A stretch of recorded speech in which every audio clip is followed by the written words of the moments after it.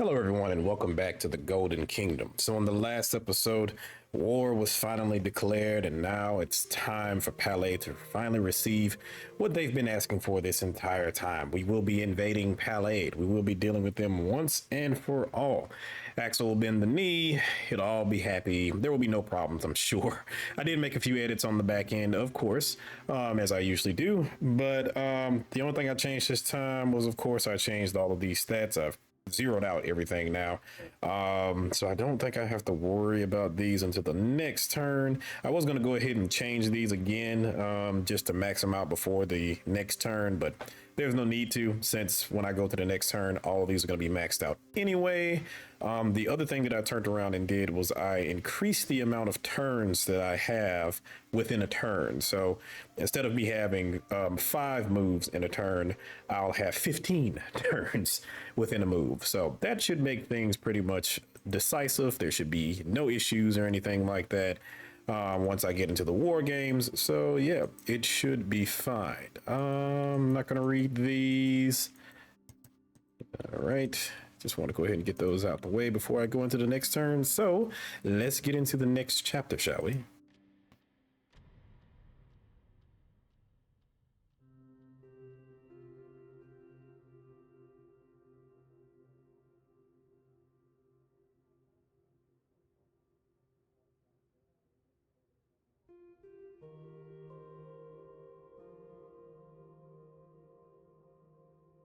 Alrighty, and here we are. So what negative stats do I have this time around? I have, let's see, -3 per turn for Morella gas exports, -2 per turn from energy generation curtailment, -2 per turn from industrial production, -5 per turn from war expenditures, -2 per turn for energy storage costs, -4 per turn for military expenditures, and I actually don't have anything affecting my authority, even though I think one of them went down by 1. That's the only thing. But yeah, other than that, nothing too biggie. Let's see. Introduce religion to the House of Delegates. What do we have here? Religion has been playing more of a part in Rizian daily life and government affairs. As such, you have the option to change the traditional protocol of the House of Delegates by inviting Grand Wiseman Saul Ignatius to take part in sessions, and I shall. Why not? Think it'll be that big of a deal right now. All right, so we have Operation Golden Shield Phase 1. That's the first thing we have here. And what is this news article we have? King expands on tradition, invites Grand Wiseman to House of Delegates. King Ramus has announced that from now on, Grand Wiseman Ignatius will attend House of Delegates sessions, introducing a new element to the rich participatory tradition of Rizian democracy. From now on, the voice of Rizia's biggest religious community will be heard directly by lawmakers, ensuring that Ruhus's values are never forgotten in the legislative process. Interesting. I don't know how that's going to affect any deals we have with Dirtia going forward. I'm hoping that I can kind of keep things balanced with them. I may have to turn around and actually edit some of their stats. I did edit some of the opinion modifiers of different countries. I think the biggest one that I did was perhaps Wayland. I think I can't remember, but there was one opinion modifier that was -108. Didn't even know you could go that high. I actually didn't even realize that, because usually in most cases when you're editing things on the back end, there's a certain cap, because in a lot of games when you're running values like that, if something goes too high or too low, it essentially breaks the game. One famous example I can think of with that is, again, one of my favorite political games of all time, Geopolitical Simulator. There were several cases where, and it's actually how I bugged the game in order to have a one-party dictatorship in the United States. Basically, the game had bugged out because my approval rating was too high because I passed universal health care. So because it was too high, it could not reverse itself. So I had a 100% approval rating no matter what I did. And because it was like that, I could just pass anything that I wanted to. So yeah, you want to be careful with things like that when you're making games. So I was surprised that, yeah, that was a -108 on the back end.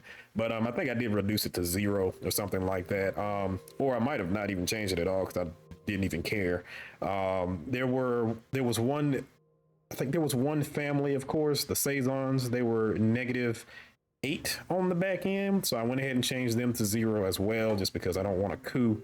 After all this, we'll be highly pissed if I have a coup in the midst of all this, even though I'm pretty sure that's going to end up happening anyway, due to other things that I'm going to turn around and do. I increased some of the approval stats of the council members. Hugo was already high at a 3. I think I bumped it up to a 10. Venus was actually quite low as well. I think she had a -3, which I was surprised it wasn't lower than that. Raised hers up to, I believe, 5 also. And just some of the other outlying ones too. I think Rico was 3, and I believe I raised it up to 10 also. So yeah, I think everything should be pretty high. Oh, and the country approval rating as well. I did change that to 50. I think at the time it was 13. I don't know how that one works per se, but I'm assuming it works similar to how the country one works. And I don't think there's an actual limit, so you can raise it as high as you actually want to. So I went ahead and raised that as well. I think 50 is fine. I don't think there'll be any problems or any it shouldn't cause any issues as far as that being as high as I want it to be. So, all right. I think that's pretty much everything. Let's go ahead and jump into the Invasion of Palais Operation Golden Shield Phase 1.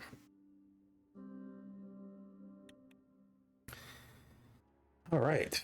All frontline tiles must have a land unit. So let's see, what do we have here?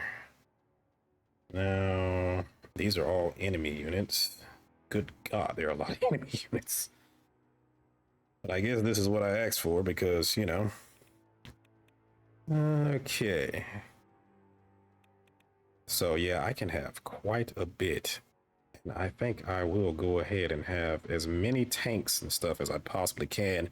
And I'll try to keep whatever forces I have on the back end. So yeah, okay. All right, so let's see, what do we have here? Let's put a tank there.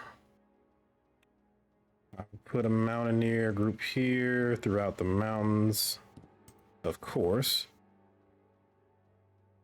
And I'll have 2 back here as well. But pretty much anywhere else, I'm gonna have tanks.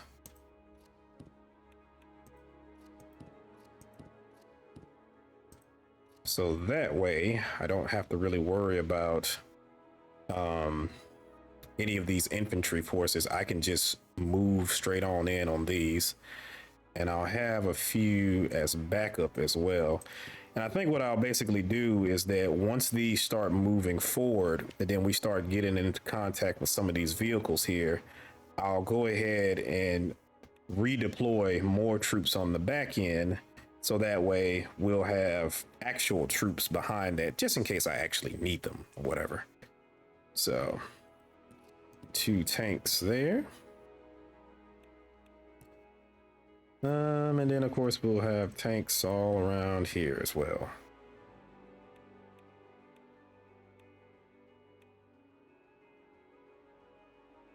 Now,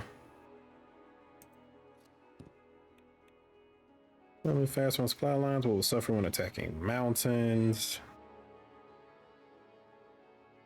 Yeah, now I have some infantry, I guess, back here.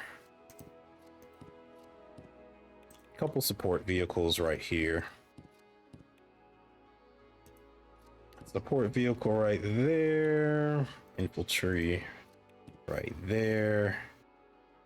And I'll put another support vehicle right there, since we have Mountaineer Corps all through here. The hardest part is going to be attacking through here. But if I can go ahead and deal with the fleet out here, then the rest should be a kind of a piece of cake, because then I can kind of rely on bombings and stuff like that. I really want to use bombings to kind of soften up the tanks. The rest should be pretty easy, but I need to actually get in there first. So let's see, military ships. I'm actually going to do military ships here, but then I want submarines for the most part.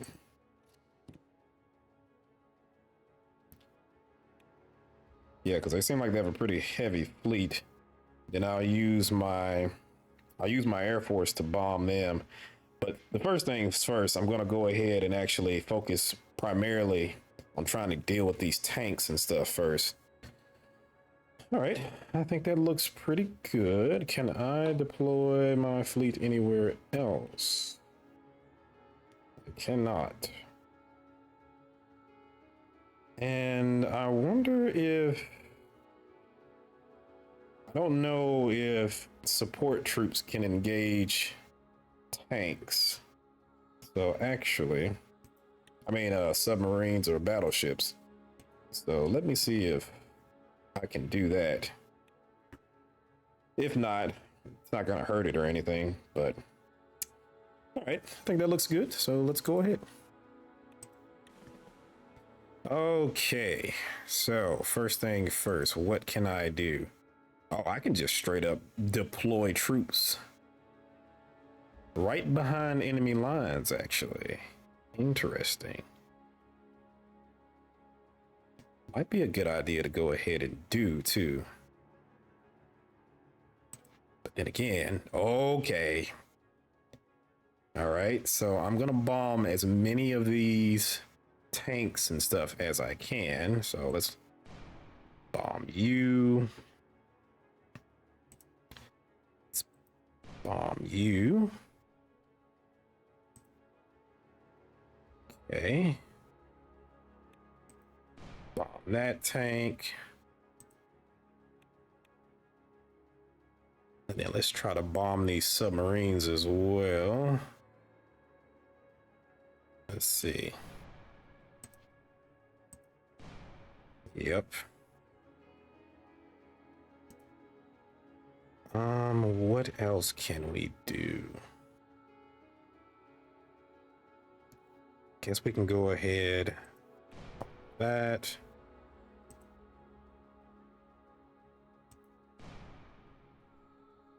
All right, and then we'll go ahead and start moving these troops on in.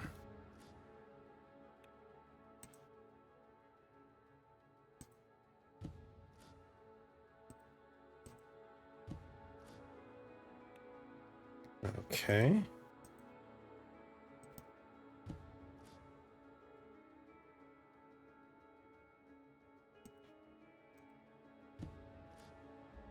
Let's see. Get you going into there. Western approach of the Alito Mountains. The western approach to the Alito Mountains has become a pivotal battleground between Rizian and Pelasian forces, with the enemy's entrenched forces offering them a commanding view over the region. We need to determine how to cross the mountains. Direct assault. Okay. So we should win that. It's looking like we're not going to win that one. What can I do?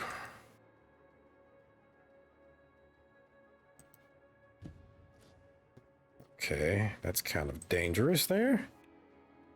So let's bomb that. Okay. And I guess let's see how they respond. Okay.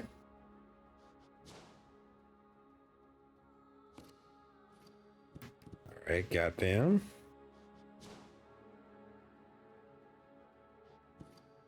Got them. They moved over. Got them. Rizian sabotage in Pelasian ranks. A spectacular covert operation within the fortified enemy territories west of Zeeks resulted in the crippling of a crucial enemy division. Our intelligence operatives not only sabotaged a key communications relay, but also instigated defections among several officers. Glorious acts of Rizia. Nice, nice, nice. All right, so.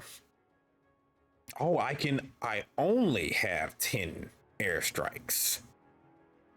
Oh no, that's not good. I should have had like 100. You know what? I'll go ahead and continue with this for now. But yeah, that's not going to be great. I was really hoping. I was really kind of relying on that. Shit. All right, so let's go ahead and overrun you. Let's, I guess, attack you. Ah, they're fortified, so that's the reason why. Okay. All right, now this gives me some better looks at them. Now, can I attack you? You're heavily defended, though. It's not great. Okay. Oh yeah, you're boned, so let's do that.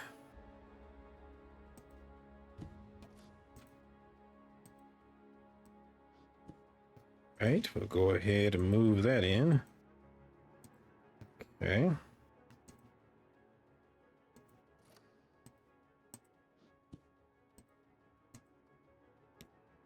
Right. Yeah, they're just heavily fortified, which admittedly sucks. And I can't really move them up there up top, but it should be fine.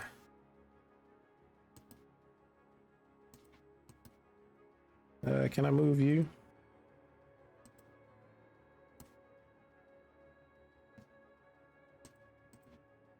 Why can I not choose you? Why can I not choose any of you?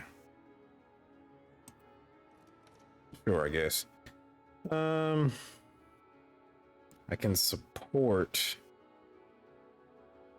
this attack. Okay, so that should knock them out of contention. Let's move them up. Them up.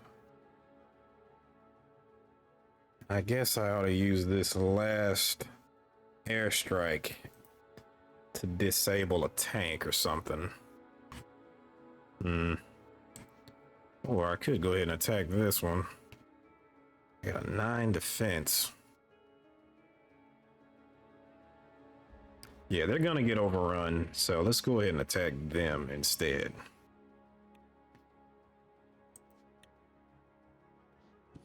Yep, got you.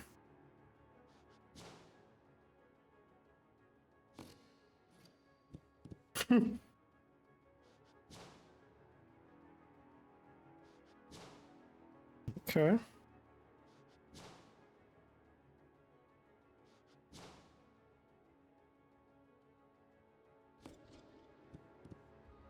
Really? That's fine though. 'Cause now you're gonna get attacked. And you're screwed, buddy. Okay, I'm gonna go ahead and bomb this city. So that means hopefully we can overrun them. Let's go ahead and swap you out. And you attack.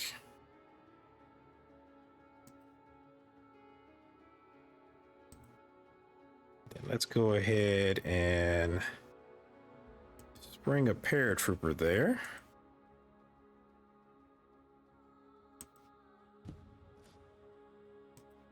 Let's spring a paratrooper here as well.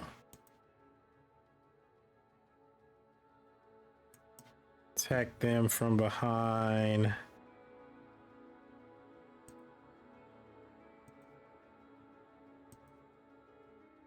Let's see. Guess I'll move you here. And I'll support that attack.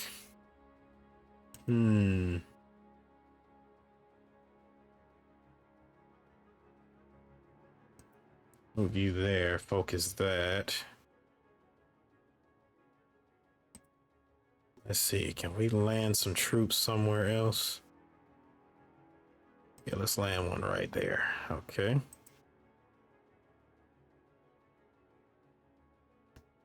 I mean, if we lose them, it's fine. So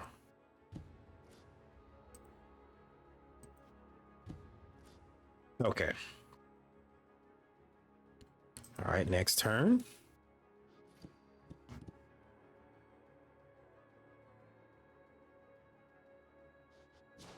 Okay.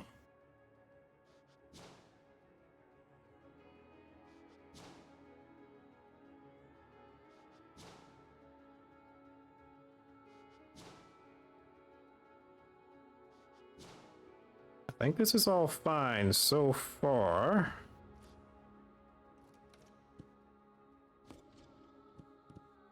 Yeah, I don't even care if they turn around and take that, so. If anything, it's just a distraction. Nothing more, nothing less. So. Okay. Let's see what we can do here. So I'll go for that.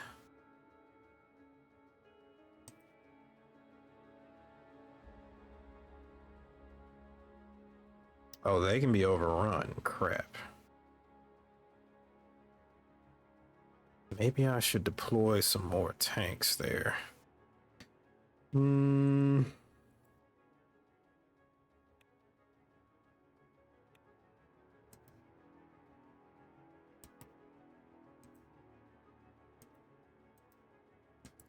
Yeah, let's swap you out. You'll attack there. You can attack there.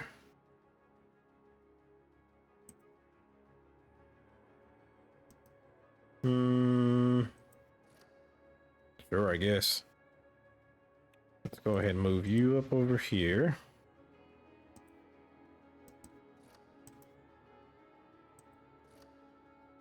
Okay. I guess let me bomb this city. Oh, I can't actually. I guess they're out of range now. So what can I hit?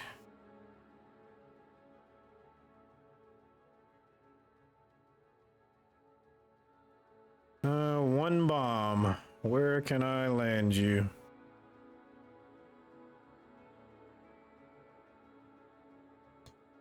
Yeah, we kind of need to break through this here. Like they're really defended right here.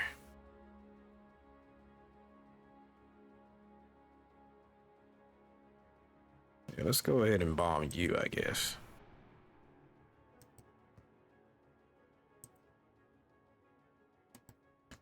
Okay, so they're kind of depleted on this side. Now I kind of wish I had those extra tanks on this side.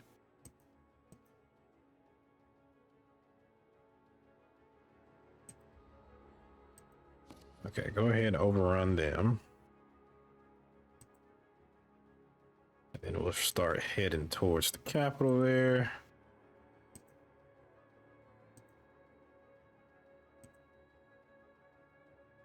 Let's move. That is not what I meant to do. Crap.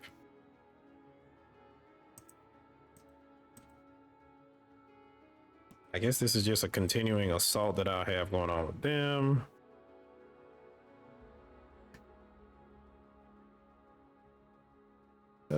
Yeah, let's deploy some reinforcements, shall we? So let's get some more tanks in here. Oh, I guess you can't.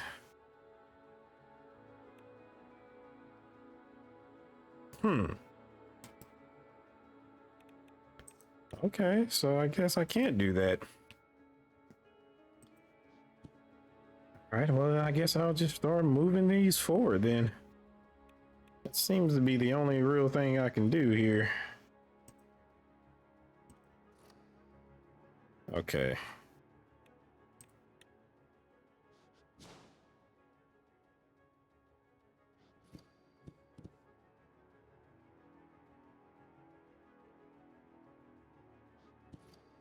Okay. They're retreating. Refugees in the battlefield. As the relentless war rages on, the town of Limana is witnessing a massive influx of desperate civilians fleeing from the conflict zone. The escaping refugees are in need of supplies and equipment to help them reach safer lands. We shall establish a safe corridor. Nice.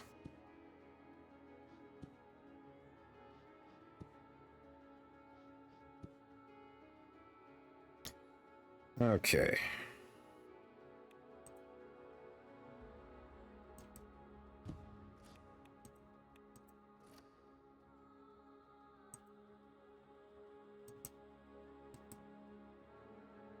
Let's move you. I guess support.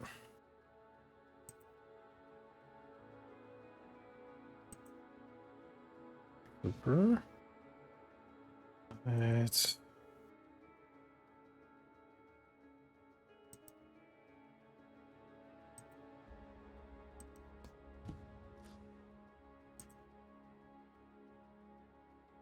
Coastal artillery.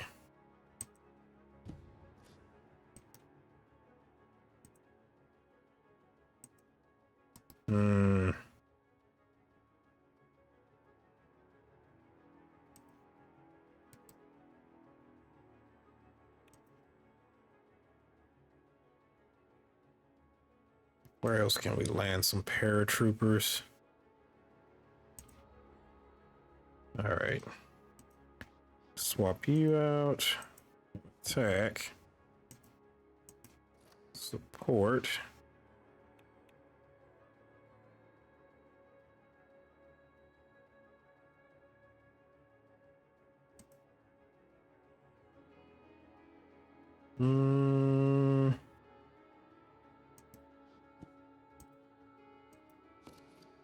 Okay. Let's get that back. Get you overran. And I guess...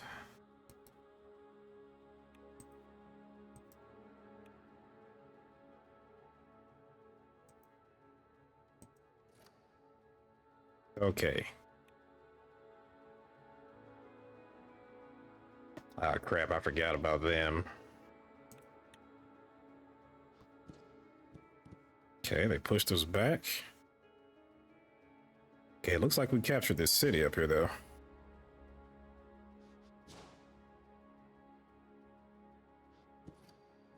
All right, we finally pushed them back there.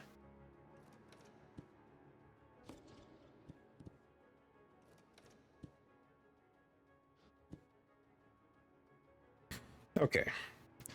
All right, so it looks like we are starting to gain some ground here.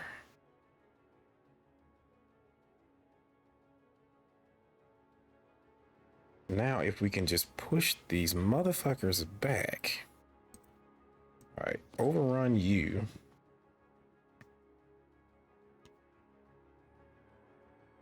Then I'm going to drop some paratroopers in. Let's overrun your ass.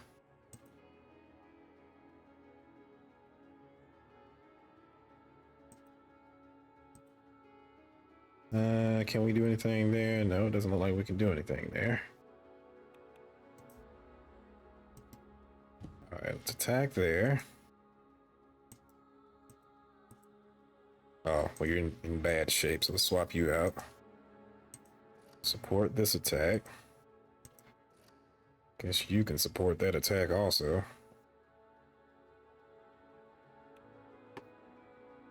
Okay, let's move a fleet over here.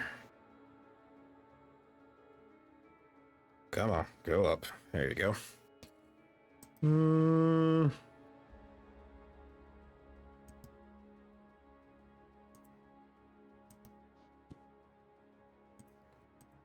You there.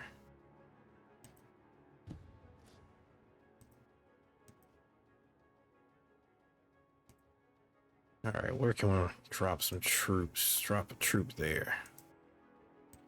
All right, overrun their ass there. Support the effort there. And drop another right here. Okay, it looks like those paratroopers are actually coming in quite handy.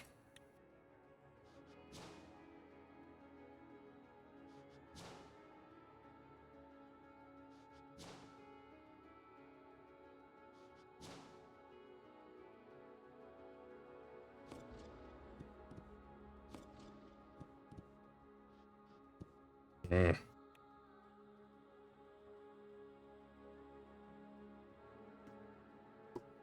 Okay, let's see what we got here. Drop a paratrooper there. I guess we can drop one right there.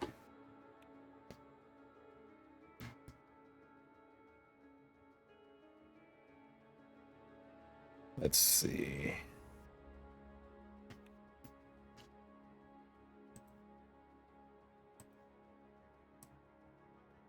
Come on. What is going on right here? Okay. So I can't do anything with you guys. I guess they're locked in some sort of battle or something. I can. Let's move you there. Move you there. Attack you.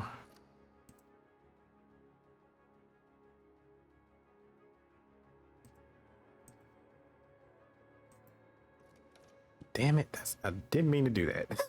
I wish when it came to the fortified positions thing, there was like an option to, you know, are you sure you want to do that? Because that's not what I wanted to do. Let's see. Again, why can't I click on you guys? I'm assuming it's because of them all being locked into a battle or something.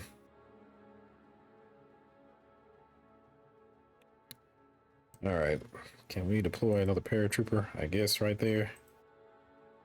Guess I'm unable to do anything with that, but I'll support this attack.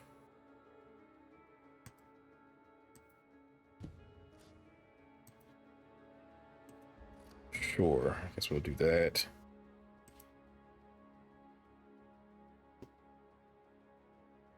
And then maybe we need to go ahead and start moving some of these troops up. Well, now I can leave those there.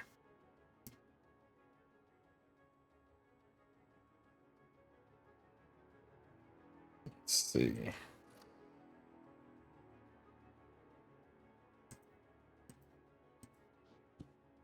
Sure, okay.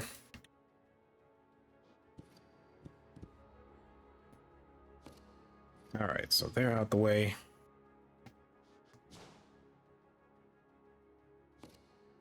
Got them out the way. We can keep on pushing forward.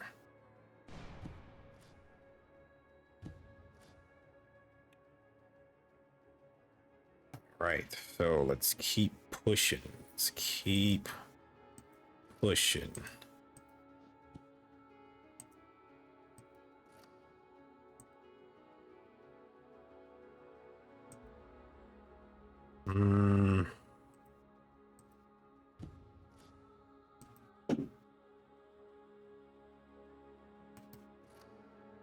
Right, so maybe they can take them out.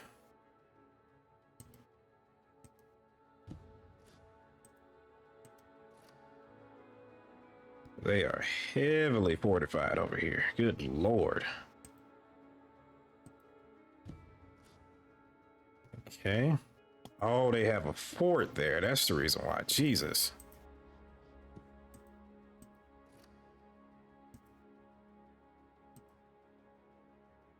Yes, sir. I'm going to need you to do something besides this.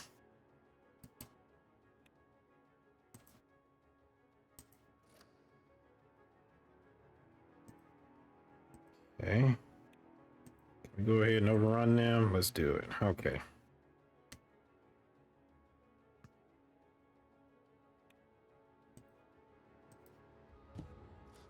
right, so that should free up an attack there. Okay, and I'll deploy some more paratroopers just to be on the safe side, because good God. Shout out to the paratroopers. I am going to immediately change that airstrike thing.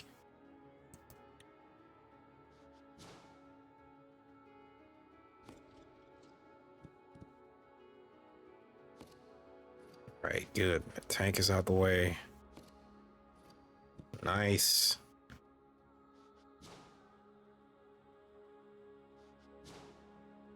It's fine.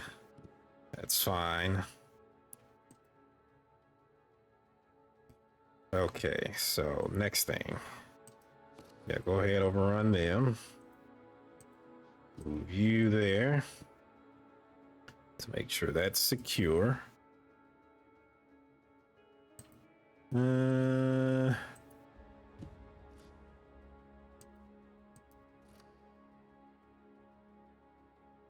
Okay.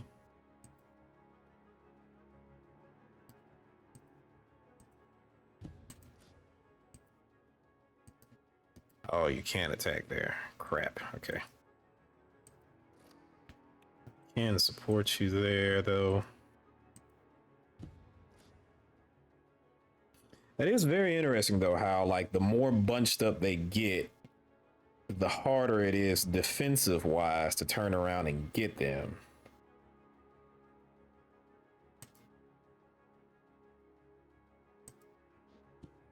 Okay.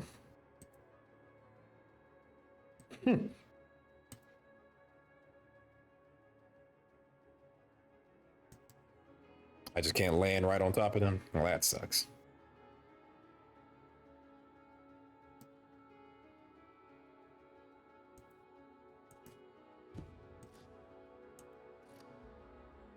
Right.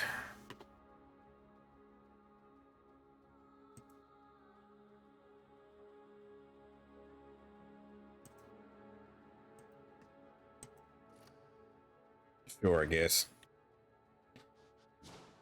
Oh, and I forgot the goal was to get the damn capital. Yeah, we're gonna have to run this back. Yeah, we're definitely gonna have to run this back because I am not getting that this turn.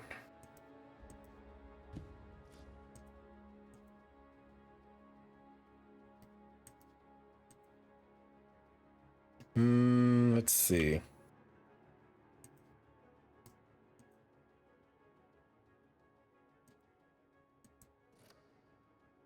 All right, they're trying to run back.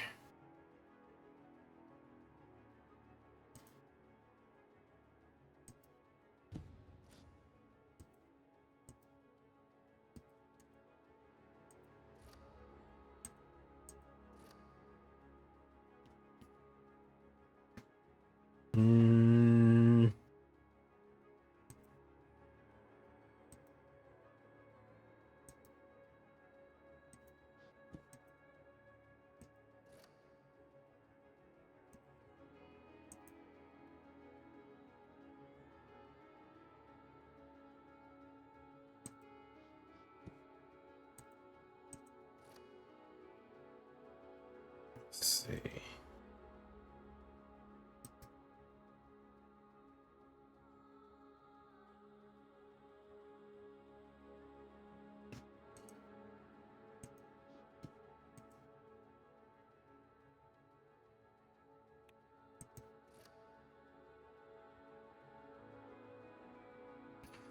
Okay, I'm gonna go ahead and continue with this just to see what's gonna happen.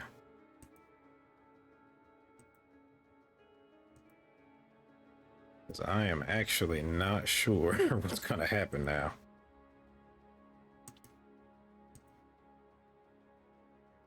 All right, can we?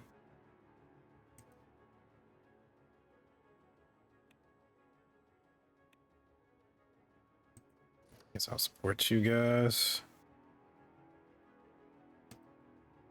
Guess we'll drop another paratrooper up there. Support that attack, sure, I guess. Now I'm at the continue phase. Crap. Well, yeah, I can roll it back. So yeah, let's continue and see what happens.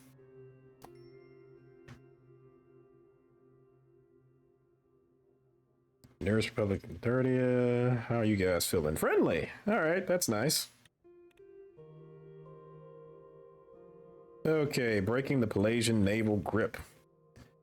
Pelasian naval forces have established a blockade along our shores, severely disrupting our trade and threatening our economic well-being. We must identify a strategy to overcome this barrier, increase investments in self-sufficiency initiatives, reroute trade through allied territories.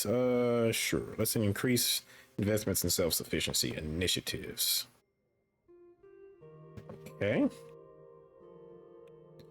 Let's see the report up here. Rizian agents cross into Zeo. Operatives trained at the Mave Nortis intelligence hub have begun their clandestine insertion into the Zeo region, crossing the border river in small groups under cover of darkness. So far, all of the attempted insertions have been a success, with Westic authorities unable to secure the entire border.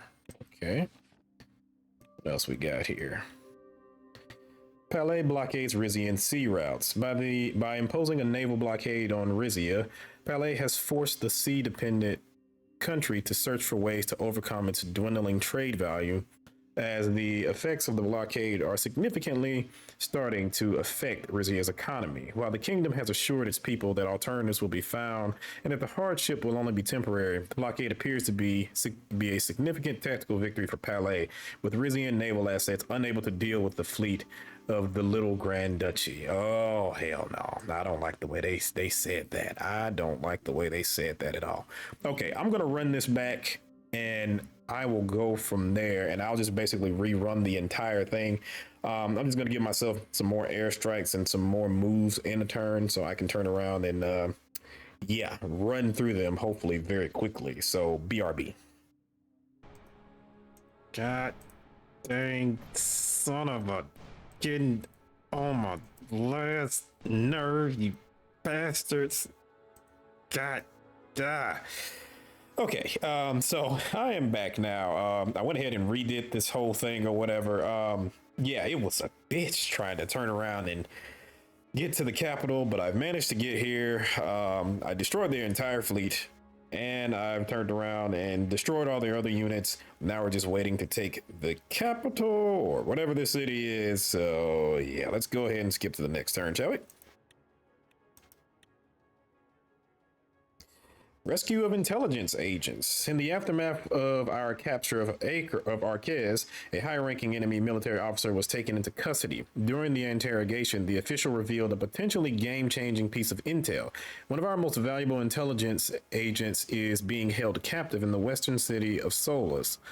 The veracity of this claim is uncertain, casting a shadow of doubt over the motivations behind the disclosure. Yeah, let's launch a rescue mission for the agent. We got resources, so it's fine.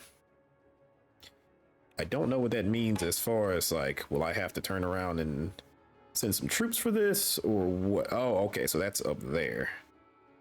I also wish I could turn around and attack this ship up here, but you know, I guess it's fine.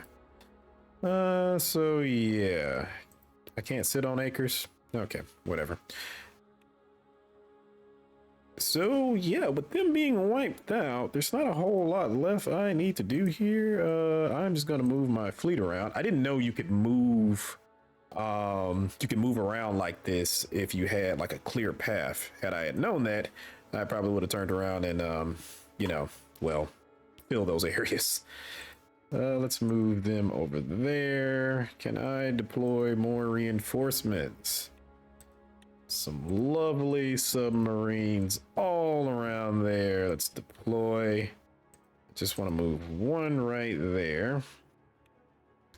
And then let's see, can we deploy any more troops throughout the battlefield? We cannot. We cannot deploy any more land forces. So that's fine. That's okay. Again, there's nothing else left for me to attack, so let's go ahead and go to the next turn.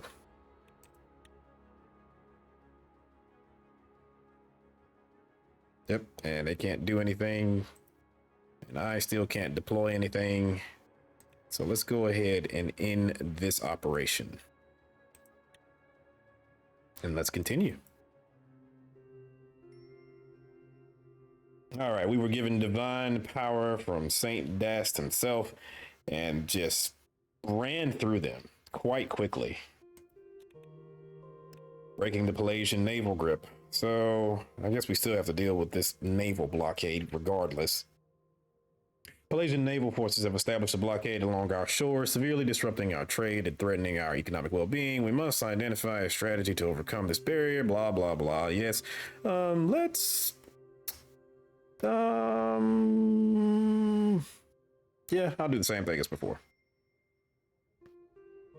We're not going to talk about my great victory in this. Oh, okay. Yeah, we will. Mark Forrest from the front lines. Arquez liberated. Arquez, a vital transportation hub straight in the middle of Pelasian lands, has fallen to our troops. Not only does this win give our country effective control over the main Pelasian railway, but it is also highly symbolic as it shows the king's victorious troops have penetrated the Pelasian defenses and struck straight at their heartland. Axa Victoria. All right, and then we got the Pelasian blockade, blah, blah, blah, blah, blah. All right. What we got up here? Rizian agents. We've already looked at this, so we don't need to go through this again. And we have a House of Delegates visit. Okay, let's see how this works out now that we have complete power over the House of Delegates. Once more, I took my seat next to Hugo in the middle of the House of Delegates. My uncle seemed to be in a grim mood today. He watched with agitation as the representatives began filing into the room. Are you sure it's a good idea to be here today, Your Majesty? You have every right to shutter the House of Delegates while the war is ongoing. And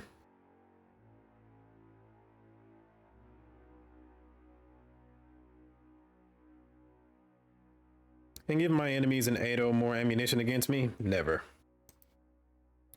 Your enemies already have formed their opinions about monarchies. Keeping our symbolic parliament open is not going to change them. Of course, the delegates' advice is invaluable in times of peace, but I just think that the gavel banged. Daria Derava, positioned behind the House Speaker podium, put the wooden mallet aside. I call this meeting of the House of Delegates to order. She bowed in my direction. Thank you for coming in the middle of this turbulent time, Your Majesty. Manus nodded his assent from his usual place behind the opposition podium. Daria looked down at her notes with a smile. At His Majesty's request, Grand Wiseman Ignatius will open today's session with a short prayer. All delegates' eyes followed Saul as he rose from the back row of the seats, slowly walked to the center of the room. Standing between Manus and Daria, he opened his arms wide. Dearest brothers and sisters, as we gather here today, we call upon the spirit of Saint Rurik and the guidance of the divine. May the great Nur bestow upon us the clarity of mind and purity of intent necessary to serve our people with honor and integrity. We pray for the day when swords can be sheathed and harmony restored, when our troops return to their homes and peace reigns once more in our lands. God bless this, God bless this assembly, and God bless our sovereign king. He lowered his arms.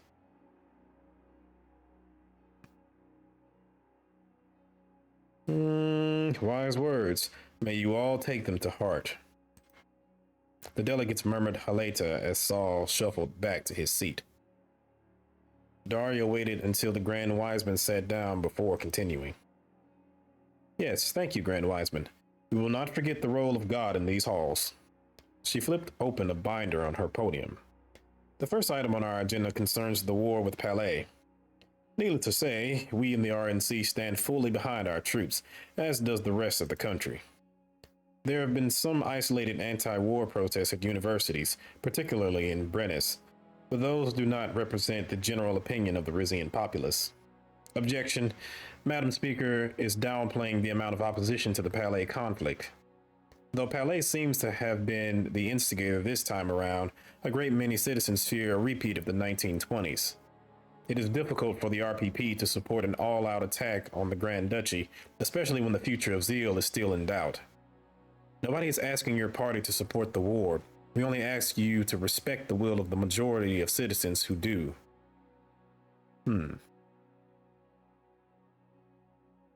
Precisely. Do not fool yourself into thinking a few fringe movements represent the masses. Regardless of how many Rizians support the military operation, we can all agree that it will take an enormous amount of resources. Which brings me to the proposal I submitted. Daria banged her gavel sharply. Yes, Mr. Saison, we were getting to that. She cleared her throat. To generate funding for domestic programs during wartime, the Rizian People's Party has proposed a war profits tax on those very same businesses and industries that are working tirelessly to equip our troops. Your Majesty, the RNC does not condone this decree at all. According to the latest Treasury numbers from Councillor Werner, Rizia can fund both its internal programs and the military without going into the red. And even if that wasn't the case, the companies in question should be lauded for their contribution to the cause, not penalized. You are misrepresenting our proposal, Madam Speaker. It is an undeniable fact that war is a source of suffering for many and enormous financial windfalls for an elite few. What we are proposing is a move towards equity.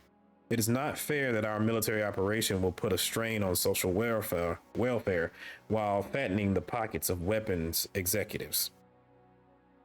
You know, I would think in a country like Rizia, there probably wouldn't be too many independent manufacturers of weapons and stuff like that, since we are an absolute monarchy to a certain degree. But I guess with the introduction of more international stuff, and we do have a reliance to a certain degree on international weapons, so I can kind of see that. But I would still feel like that the majority of the companies would either have like a large dependency on the state, or they would pretty much be the state. You know, I know you have certain outliers and stuff like RRG and stuff like that, but still, I would think that that's not the case. But you know, I'm not sure. I don't know how much detail they actually go into things about that. We're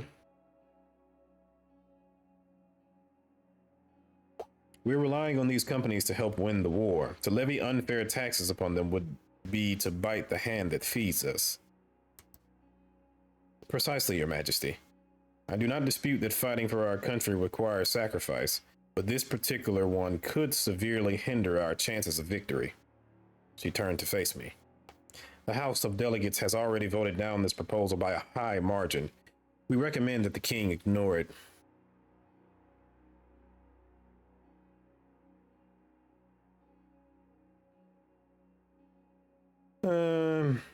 I'm confident that our victory in Palais will be swift enough that such a measure would not be called for.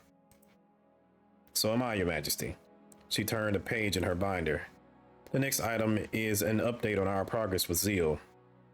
My constituents have expressed concern over the lack of a concrete deadline for the region's return. We are encouraged by the growing non-violent resistant movement against the Wessex occupation, yet we wonder whether it will be enough. We're on the same page here, Madam Speaker. We need to increase the pressure on President Smolik.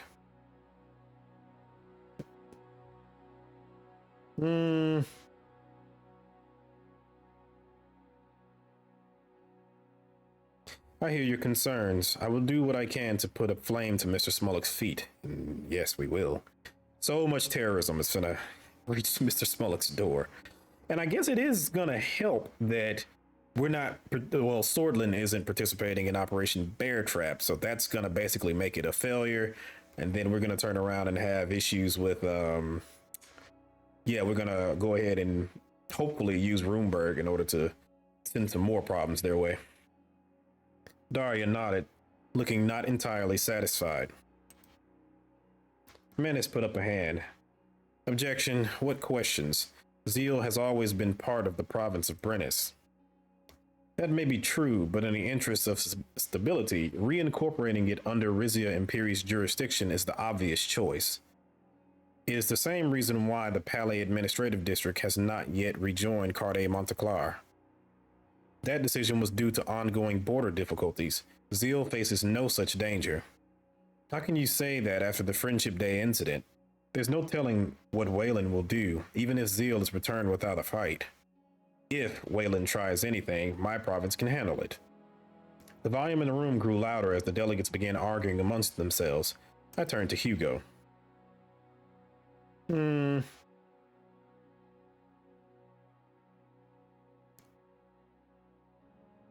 Look at them, squabbling away like a bunch of children.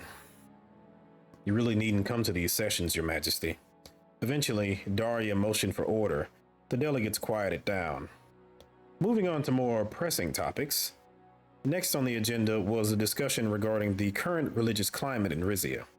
More specifically, King Rames's decision to change our state religion to encompass all denominations of Nurity, not only Ruisism. We all know that Rizia's Ruisist roots can be traced back to the early years of the Resonant Empire. With this policy change, we are essentially telling millions of Ruisist believers that our faith, is no different from Das Nurity. In the name of inclusivity, we risk erasing the unique practices and traditions that have guided our kingdom since its foundation. The House of Delegates has therefore decided to issue an official disapproval of the king's decree. She raised her hand to bang the gavel. Manus quickly interjected. Madam Speaker, my party has prepared a defense of the change in state religion. The delegates have given their ruling. Please drop the issue. I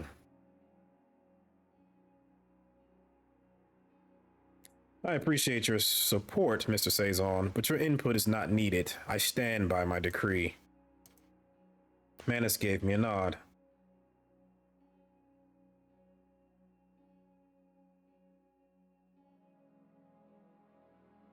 As a God-fearing Ruisist myself, I understand the opposition, but spiritual openness is one of our core principles. Limiting our state religion to only one branch of Nurity is a betrayal of that. There is openness, and then there is the dilution of our values to a dangerous degree. But very well, Your Majesty, you have made yourself clear. While we're on the topic of religion, I must bring His Majesty's attention to the aftermath of our lifting the Gokhanist blasphemy law. Naturally, the sudden acceptance of Dirtian and Blutish worshippers in our sacred Ark sanctuaries has caused chaos within the Ruisist community. Out of the corner of my eye, I saw Hugo nod emphatically. However, the general public remains worried about the growing legitimization of this extremist sect. Especially ahead of Rizia's upcoming diplomatic visit to Dirtia, there are concerns about giving too much credence to Gokhanda's beliefs. We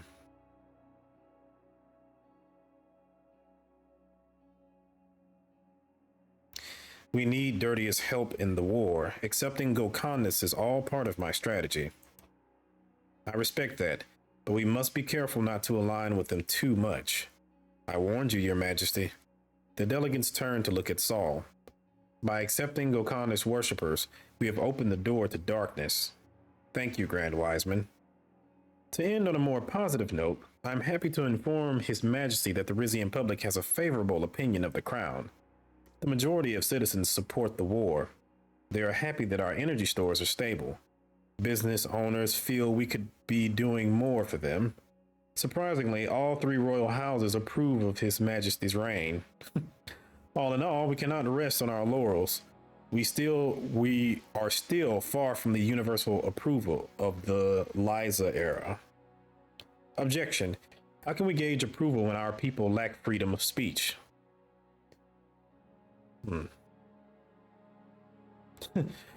I trust my House Speaker to know what's going on in this kingdom. Thank you, Your Majesty. Now please refrain from any further interruptions, Mr. Saison. She turned to look at me. My party, which I will remind you is the majority, has already suggested a number of proposals to strengthen our kingdom and keep public satisfaction high. Very good. I'll have another look at them.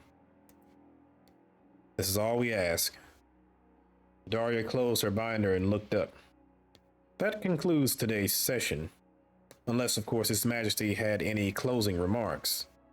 I would like to ask Grand Wiseman Ignatius to conclude our session with a prayer. Even though I want to punch him right now.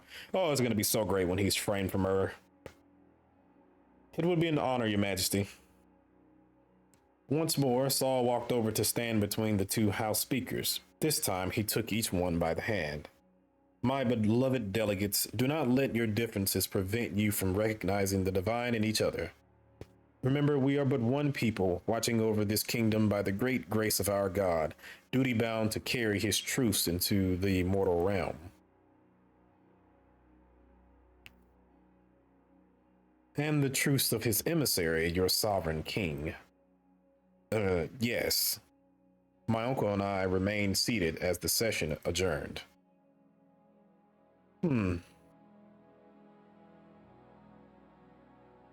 House of Delegates, more like House of Irrelevance. Ooh, burn. Anyway,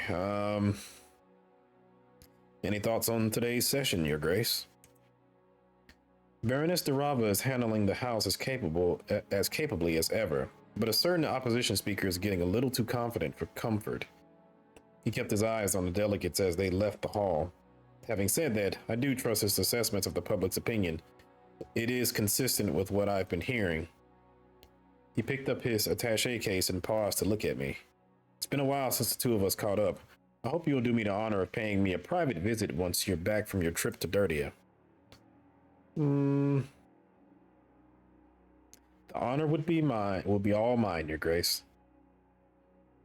No, as long as wine is involved, I'd love to. Hugo rose and bowed. Until then, Your Majesty. I stayed in my seat until the room was completely empty. Was Daria right? Was my public happy with my reign? And if she was, where would I go from here?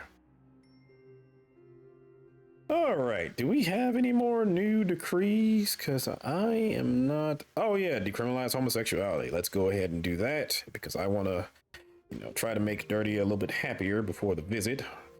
Homosexuality is decriminalized with immediate effect, acknowledging the inherent dignity and equal rights of all citizens, irrespective of sexual orientation.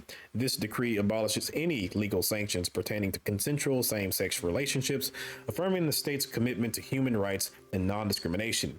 It represents a significant move towards embracing a more inclusive and tolerant society. Yeah, let's go ahead and sign that. Meanwhile, in our timeline, we are rolling back rights like that. God. Let's see. Allow free press. Not going to do that. Not going to remove the state religion. I'm not going to revoke any of these. I kind of want to do a one-time government stimulus checks for the people, but I'm not going to do that. Again, that kind of helps the RPP. The industries don't need energy subsidies. No need for a landowner's tax. I am not going to privatize welfare. I don't like how Daria is turning around and telling me to do certain things. And I'm like, I've passed, I think, every single RNC thing except for this. But apparently, oh yeah, I've sent so many bills. Oh my God. Okay. Now we have 4 news articles. Rufus Grack's royal gossip. All right, who's gay? We read this before, so no biggie on that. Palace dedicated to love. The palace has stated it's aware that the recent changes to the penal code regarding non-conforming sexual orientation have caused criticism, but has promised that protecting Rizia's traditional family values are not at risk by this change. In a statement put forth by King Ramas, he said that this decision has been motivated by the belief that love cannot be regulated by the state.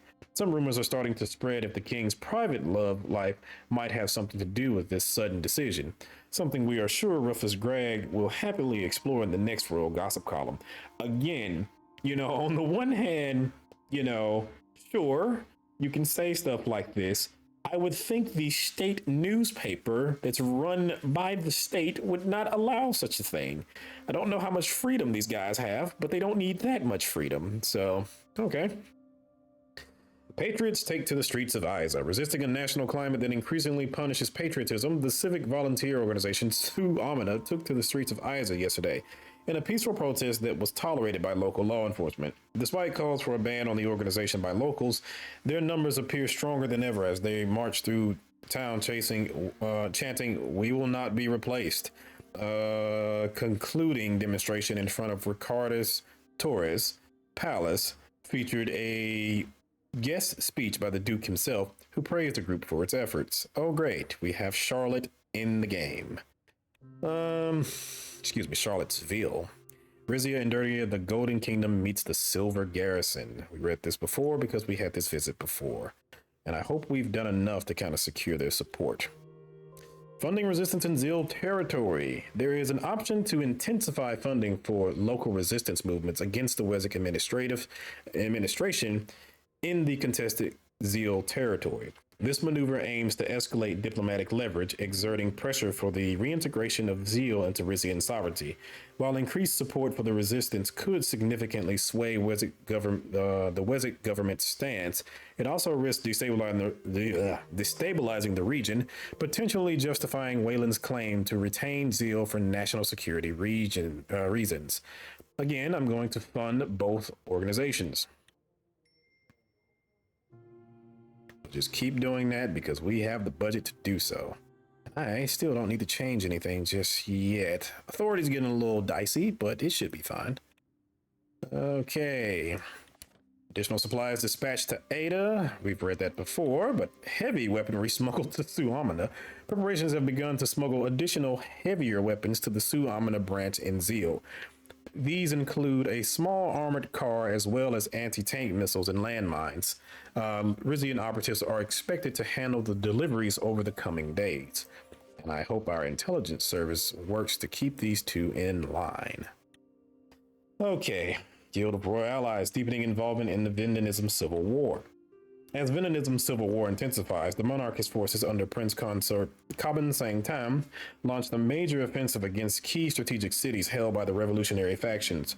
Battles in the industrial heartland of Rekara, the port city of Penguvi, and the fortified positions in Tamarin have reached a critical stage. With the conflict's outcome hinging on these decisive confrontations, Vendenism's request for Rizian support comes at a time when intervention could significantly alter the war's trajectory. I believe the last time I did this, I dispatched naval forces in support, but this time I'm going to deploy an additional division, right? Provide Air Force support. I don't know if one of these is a bad decision. Against key strategic cities held by revolutionary factions. I feel like the Air Force support would help them out a lot, as opposed to an additional infantry division. I mean, bodies are always helpful, but yeah, let's send them an airstrike. Maybe that'll be more helpful to them. King stepping up military assistance to besieged monarchy. King Ramis has announced additional aid to our allies in Vendenism as their prince consort valiantly attempts to ward off a revolution against his rule. Not only is this a chance to demonstrate Rizia's military prowess to other corners of the world, it also provides vital experience for our own conflicts. Vendenism Civil War escalates. Rizia to provide air support. Monarchist forces under Prince Consort Kaban Sangtam have launched a major counteroffensive against revolutionary forces, aiming to recapture key cities in the country's heartland. Fierce battles are raging in cities like Rekara, Penguvi, and Tamarin, with the Watchtower of Human Rights voicing concern about mounting civilian casualties as a result of intensifying urban warfare. The Kingdom of Rizia has already announced additional support for the Vendenism regime, dispatching a unit of warplanes to carry out bombing runs against the revolutionaries. Other vital allies of the Prince Consort within Grace are reportedly also considering stepping up support. Nice. Right. Anti-intervention protests in Monkeys Harbor.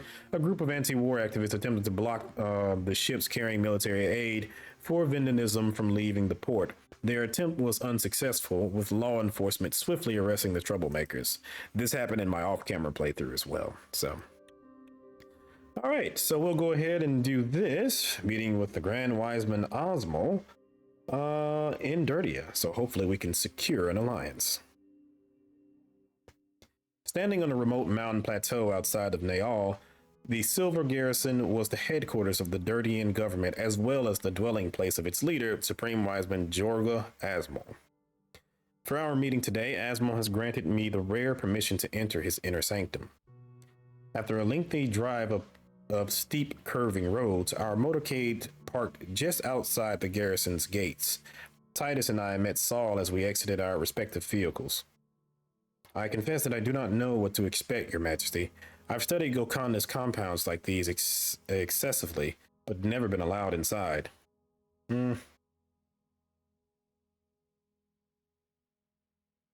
Let's see. Thinking of converting, Grand Wiseman?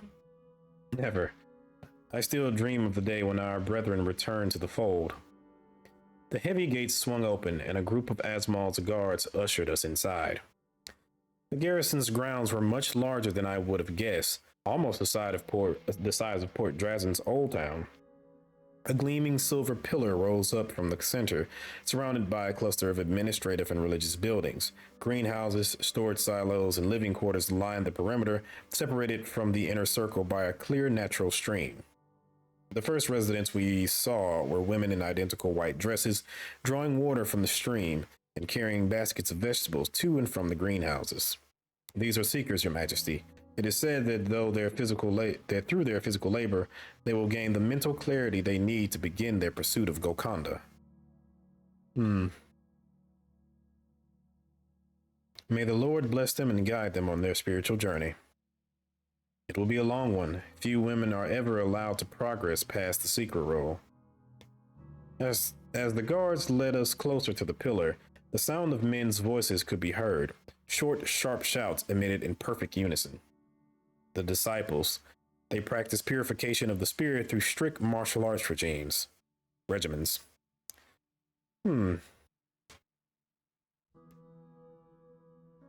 I know a few Pelasians whose spirit they could purify.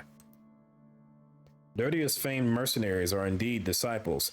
If undertaken in the service of a cause they align with, their work counts as progress towards their spiritual ascendance. We emerged into the center of the garrison. In front of the pillar was a training ground the size of a football field, flanked on either side by the white marble temples. On it, some 4 dozen men were engaged in combat drills. Titus watched in open admiration as they executed a complex choreography of strikes, blocks, and counterattacks, each punctuated by a forceful cry.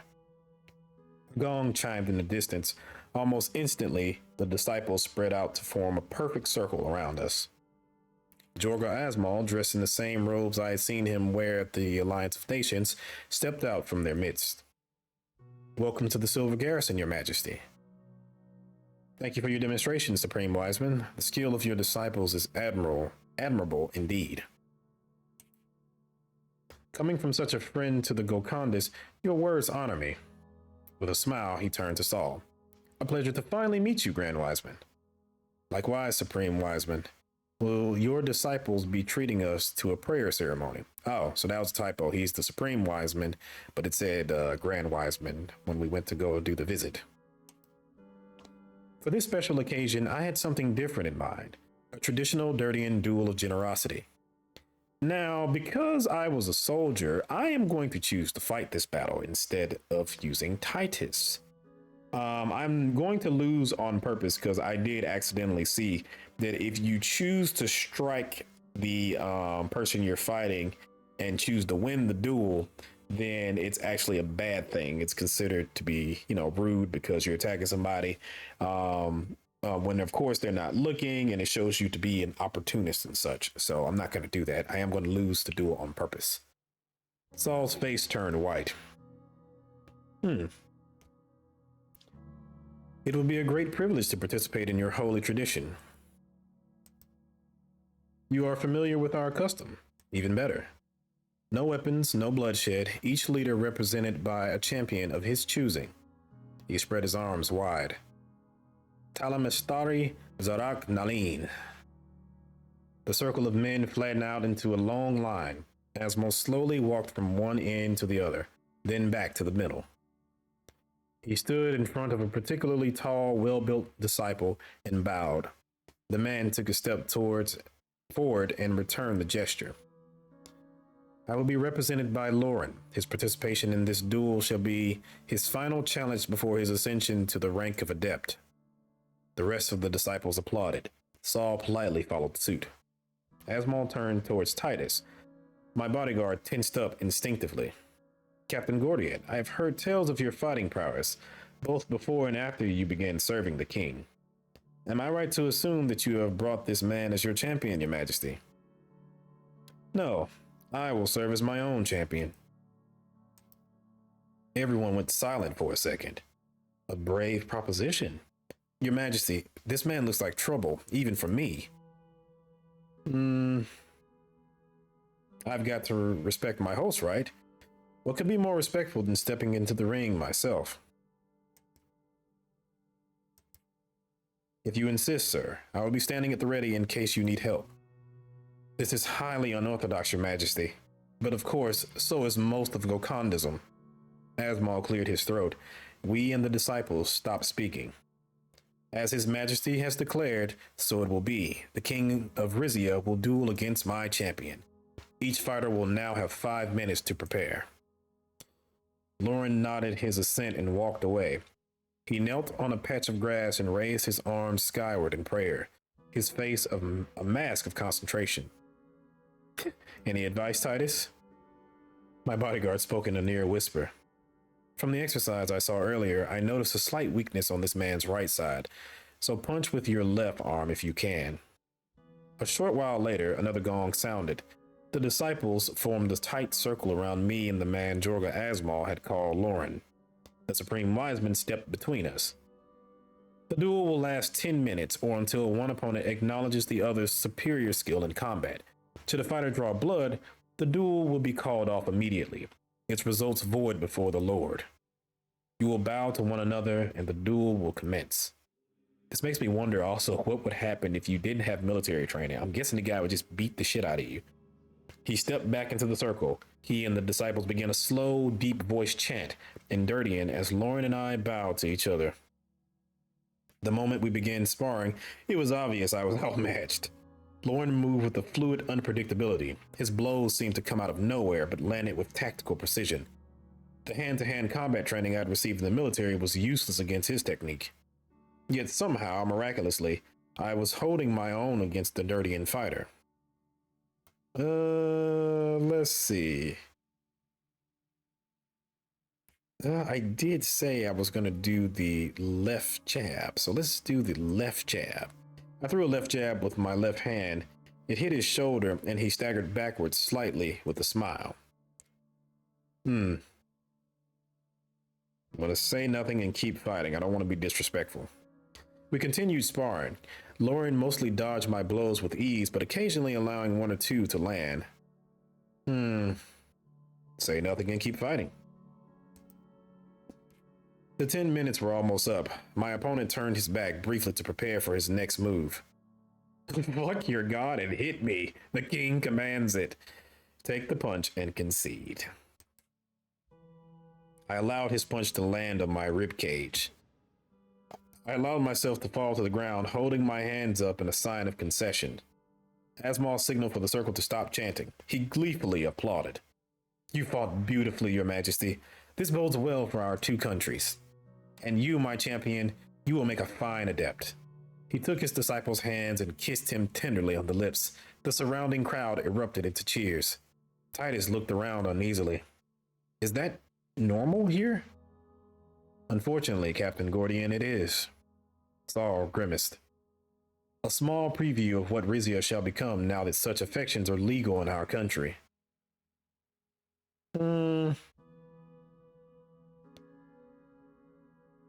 And quite rightly so. It doesn't go against the teachings of Saint Work for a man to love another man. In most interpretations, it does. The Gokana's belief in the sanctity of same-sex bonds is quite unorthodox. We turned our attention back to Asmal. The disciples had begun to disperse. An auspicious start to our meeting. This way, please. Titus stood outside as Saul and I followed the Supreme Wiseman through a door at the base of the pillar. A staircase led down to a softly lit room, its walls lined floor to ceiling with bookshelves. There were no tables or chairs, just a number of comfortable-looking cushions on the carpet floor. Asmal gestured for us to sit. This is the very heart of the garrison, your majesty. And never make a political decision without consulting the teachings of Saint Rurik.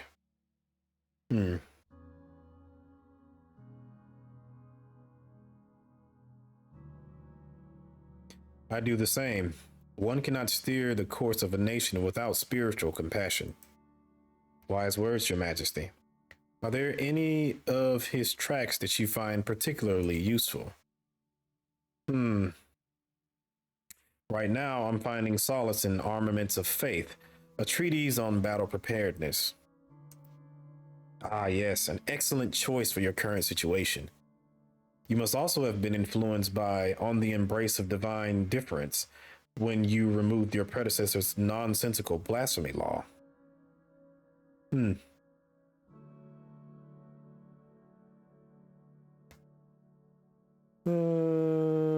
can't.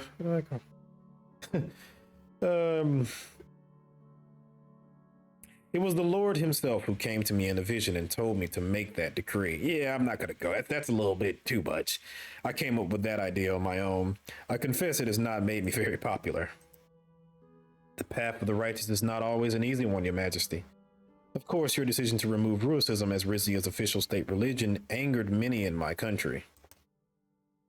We may not agree on everything, but I nonetheless see fertile ground for cooperation, where previously there was barrenness. Yeah, because I think last time we didn't even get invited in the inside.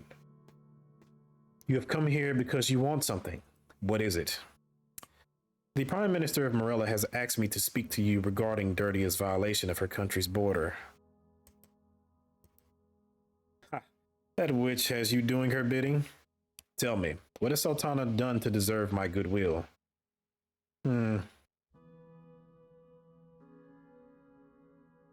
Remember the words of Saint Rurik. The light of compassion can illuminate even those who walk in the darkest of shadows.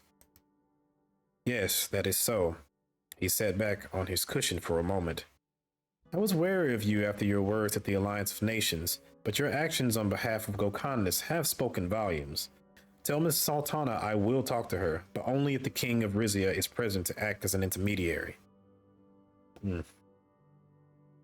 With the Lord on our side, we will convince her to aid your people in their holy travels. Haleta, if it is said, so it will be. Is there anything else you would ask of me? We are at war, Supreme Wiseman. I would humbly call upon your great warrior culture for assistance. He appeared flattered. We are happy to help our brethren. We are willing to sell you our latest missile system. Even the lesbians will have trouble competing with it. To safeguard God's creations, we must invoke the power of the heavens. Exactly. Remember, these weapons are to be wielded with mercy, not wrath. Correct, Supreme Wiseman? Wrath can be a powerful tool in the hands of the righteous, Grand Wiseman. We can also offer you our finest mercenaries. They've been helping win wars since the days of the Empire of Meridia. You saw my disciples earlier. Imagine a larger team, just as trained, wielding sophisticated weaponry and stealth technology? Good God. What is the year as far as like our timeline goes? Like, I mean, I guess like after World War II, there was kind of a rush to, you know, make stealth planes and stuff like that. Because if I'm not mistaken, I think the SR-71 Blackbird or whatever it's called was made shortly, well, not necessarily shortly after World War II, excuse me. I think it was made during the Cold War era, if I'm not mistaken, maybe slightly before that. So I guess that kind of makes sense. So yeah. And then also at the same time, this universe has benefited from not having a world war. So, but at the same time, I would also think that that kind of would change. Well, I guess it makes sense to a certain degree because even though there hasn't been a world war, there have been wars all over the world. So, and of course, because the Edo and United Contana, I feel like they're fairly new as far as organizations go. I'm guessing the nations have had to kind of build up their own individual power and try to find ways to compensate for different things. So I guess it makes sense. Let's see.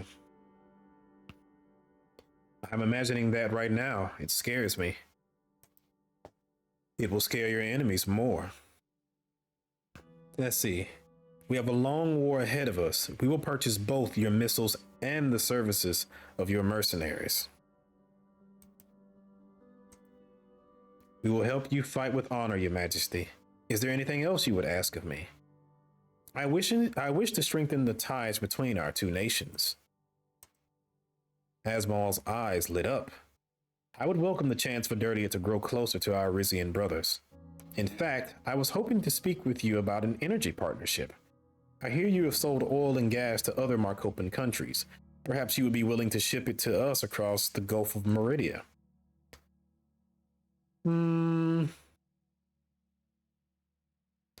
That's exactly the kind of strengthened ties I was thinking of, Supreme Wiseman. When two like souls converge, the divine smiles upon them. Think about it. Once your Zeal harbor is recovered, the distance between our ports will be practically nothing. All right, an energy agreement it is. Thank you, Your Majesty. Our great Nurus Republic will endeavor to support you diplomatically as well. May Saint Rurik bless our bond. From now through eternity. Is there anything else you would ask of me? You know, I remember thinking this in the last, not the last playthrough I did on the channel, but in the playthrough I did off camera. I like Jorga Asmal. He is a cool guy. I like him a lot. And I would actually venture to say, outside of Hegel, he's probably my favorite character as far as the world leaders and stuff go. Yeah, he's really like, he's probably the only chill one, you know, the only one that doesn't seem like he has some ulterior motives and stuff like that. He's cool. I really do like him, and I would like to learn more about him and have more interactions with him in the future. But yeah, I like this guy. I would not ask anything more of you, Supreme Wiseman. I think he's probably the only world leader, ironically, outside of Victor Smoluk in the main game, who didn't come off as a complete dick. So yeah, shout out to Asmal. Then we are done. For today, that is. We stood and made our way back up the stairs. The sun was still shining brightly as we emerged from the base of the pillar. Outside, Titus was sitting by himself, his eyes on the group of disciples exercising some distance away. On seeing me, he rose up. He rose and snapped to attention. Your Majesty, shall we go? No rush. We're among friends. Asmar reached out his hand to me. You are welcome back to the garrison anytime, Your Majesty. And you are welcome at Palais Resna once my country is again at peace. The sounds of sung hymns and clashing swords accompanying us as we made our way out of the compound. My dealings with Dirtia were far from over, but I wondered if I would ever see the Silver Garrison again. Also, for those that may be curious, in the last playthrough, I actually kissed him just to see what would happen. I thought it might be a sign of respect. And he laughed. He laughed and he said that, you know, that's not for, you know, world leaders or anything like that. That is supposed to be between, you know, people who love each other. But he thought it was flattering nonetheless. Guy's a chill dude. Guy is a chill dude. We need more chill dude leaders and chill people as leaders or whatever, you know, in the world. Because good Lord. Let's see. Promised missiles shipped to Rizia. Dirtian military naval vessels have started escorting ships carrying the promised missile systems to Rizia. The missiles are being shipped from the Dirtian harbor of Yol and will arrive in Rizia in the days to come. Dirtian military engineers have also been dispatched in order to help their Rizian counterparts with setting up the systems. Dirtia and Rizia agreed to increase energy trade. Following negotiations in the Dirtian capital, Rizia has agreed to provide Dirtia with a steady supply of energy. To achieve this, shipping will increase across the Gulf of Meridia, with Rizia to aid Dirtia in building the necessary facilities in their port of Yal to be able to receive the precious resource. All right. And I'm guessing this is going to be about said thing. Rizia and Dirtia, unlikely partners, following the Rizian king's visit to Dirtia, where he met Dirtian Supreme Wiseman Asmal as the Silver Garrison, rumors have arisen of a potential partnership between the two countries. The internationally isolated Dirtius seems ready to jump at any possibility of new partners to pull their country back onto the world stage, something Rizia could provide, although undoubtedly the Golden Kingdom would want things in return. A potential partnership between the countries could worry several others in the area, most notably Morella and Palais. Then there's ideological differences. While both countries might be rooted in tradition, these traditions vary greatly and could provide major obstacles. All right. And also, I was surprised that the passing of the nudity law actually affected Dirtia negatively. I figured, by making it more open, then that would turn around and appeal to them more. But apparently, being more ruthless is actually more chill with them. Huh. All right, we have a requested meeting with Uncle Hugo. I think I know where this is going to go, and I will be going over this one as well. My shoes echoed on stone as I walked down the palace corridor to Hugo's study. My uncle had invited me for a one-on-one talk, and though I had plenty on my mind, I could hardly decline. Titus remained on guard outside as I pushed open the door and stepped inside. I cast my eye over the filigreed mahogany desk, the antique cabinets, and the tasteful paintings and sculptures lining the walls. A fire flickered in the fireplace. 2 leather armchairs had been set out in front of it, one empty, the other occupied by Hugo. My uncle rose and bowed upon my approach. Your Majesty, thank you for joining me this evening. Come off it, Hugo. It's just the 2 of us here. Talk to me as equals. As you prefer, Rhombus. He beckoned me over and we both sat. Tell me, my nephew, how much thought have you given to the future of House Torres? His family means everything to me. You should know that by now. I should, and yet, our family's roots can be traced all the way back to the Resident Empire. We've survived war, conquest, and numerous challenges to the throne to be where we are today. He picked up a poker and jostled the logs in the fireplace. A shower of sparks flew upwards. You'll be happy to know that House Torres is quite pleased with your reign so far.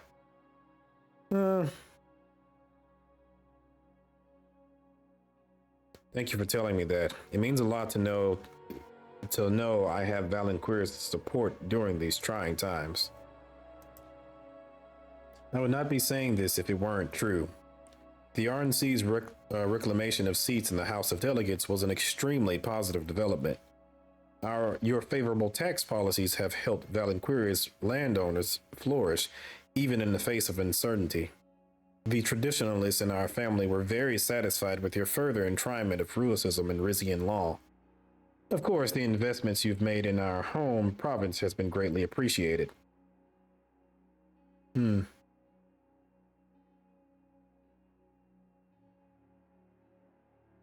What kind of king would I be if I couldn't keep my own family happy? Indeed. But there is something that could cause you to lose our house entirely, or rather, someone. Manus Saison. He spoke the name like a curse word. The young radical's influence in the House of Delegates may have diminished, but I wouldn't underestimate his ability to sway people to his side. Your daughter, for instance. As a matter of fact, he and Vina asked for my blessing. Hugo looked at me in astonishment. I will assume you did not grant it. Of course I didn't. I'm not an idiot. I knew you weren't. Still, if you want to completely make sure he will not be a problem, there are actions that can be taken.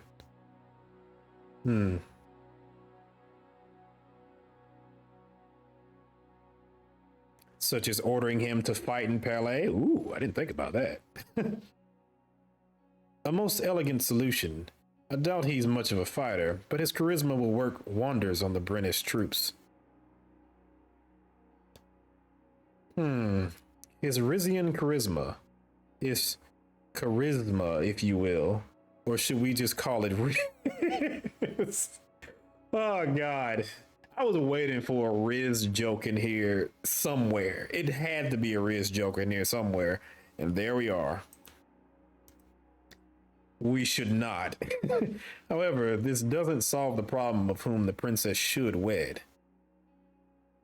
I'll hazard a guess. You think the lucky groom should be Rico. There's a reason my son is not yet married, yes. A royal union between two Tauruses will secure the future of our house beyond a shadow of a doubt. It'll also produce a child with the hooves.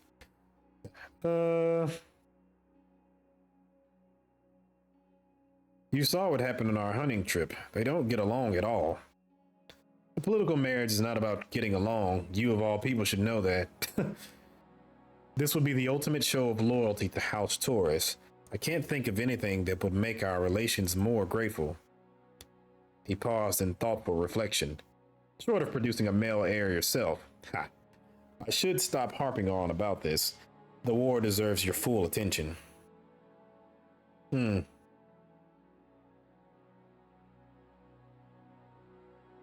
You're my Grand Vizier and my uncle. Your advice is always valuable to me. We rose from our chairs. The fire began to flicker out as Hugo ushered me out the door. Titus shadowed me down the hall as I made my way back towards my quarters. On the way there, we passed my study door.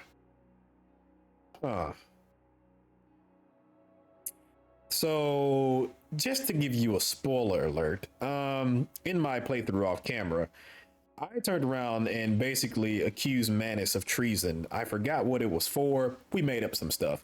And I had Titus turn around and arrest him. And of course, he was sentenced to life in prison. I don't know. He never popped up again. My daughter was royally pissed, of course. But yeah, that's pretty much what happened with him. But this time around, yeah, let's see what happens if I send him to the front lines. So I'll go in and call Manus. After telling Titus to wait outside, I walked into the study and picked up the phone. I asked the palace operator to give me a private line to Manus Saison. After a few rings, he answered. Your Majesty, to what do I owe this pleasure? The time has come for you to do your patriotic duty. I'm sending you to lead your province's battalion in Palais.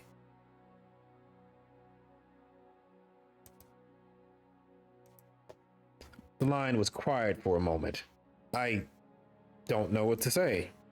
I'm honored, of course, but I have no military training. You've displayed admirable strategic skill, both in the House of Delegates and in courting my daughter. Yeah, let's not say that. That's a little bit too on the nose. I've seen what an inspiring leader you can be. Your province's troops need you. That's very kind of you. However, I feel I can aid our cause much more capably in Port Drazen than on the battlefield. We must not overlook our country's internal welfare, even during times of war. Otherwise, what are our soldiers even fighting for? You claim to speak for the people, but how would it look if you let your province send commoners to die while refusing to go to war yourself? He let out a long exhale. You're right, Your Majesty. I should not presume myself to be above this country's conscription laws, and I will do everything I can to lead Rizia to victory. I have one suggestion. My absence will leave a power vacuum in House Saison. If you want to keep working with us, I recommend you end the exile of my mother. Bring her back to Rizia. She's a disgraced noble, not a politician. Her legacy looms large in Brennus. If any Saison can command a larger following than I can, but it's your decision.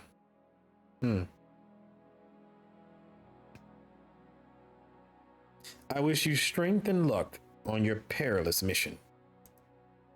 And I wish you the same in steering the country through this tough time. Good night, Your Majesty. I put down the receiver and looked at the phone. Let's call Rico. I asked the palace operator to give me a private line to Rico Torres. After a few rings, my cousin picked up. Your Majesty, it's been a while. Is there something I can do for you? Hmm. My daughter Vina. What do you think of her? I could hear him thinking it over. She possesses all the beauty and grace one would expect of a royal scion, especially one from House Torres. This isn't a trap, Rico. Do you genuinely want to marry her?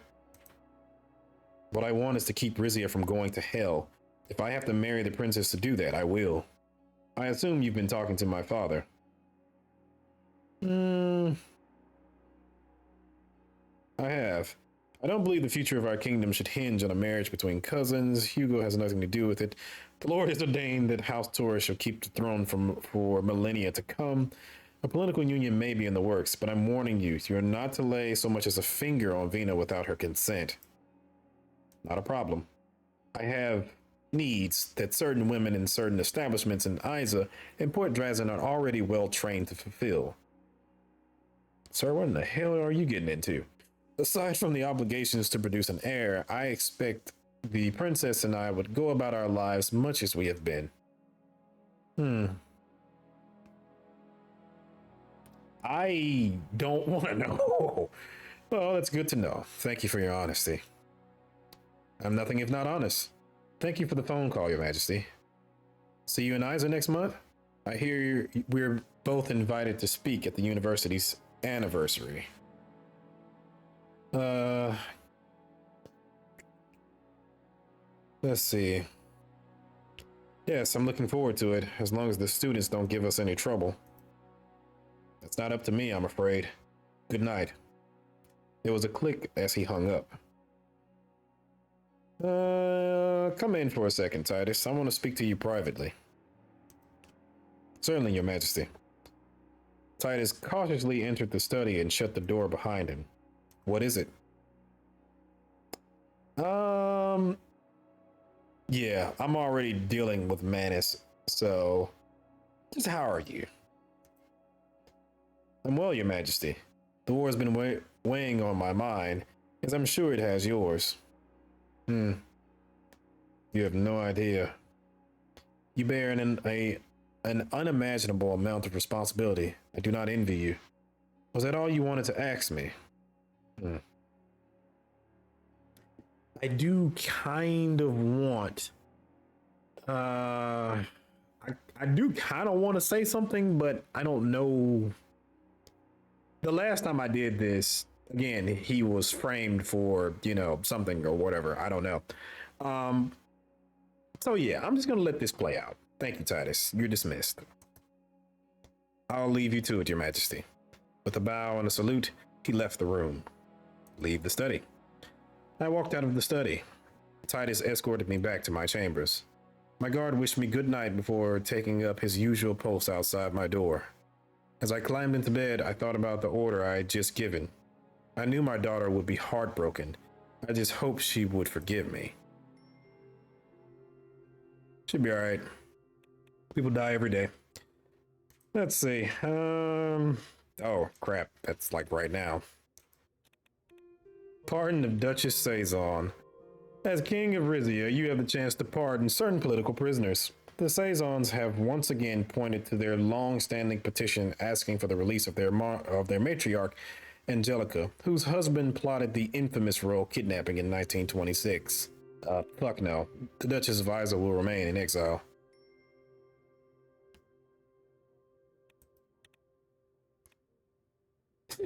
Angelica Saison issues formal complaint. After the king once again rejected her pardon request, the former Duchess of Isa has issued a formal request to the crown, claiming she's been unlawfully held on Calacabez against her will for crimes she never committed. The Saison has said she is now considering bringing her cause forward to democratic countries to increase diplomatic pressure on our country. Good luck with that. All right, we have two news articles here. House opposition leader position vacant.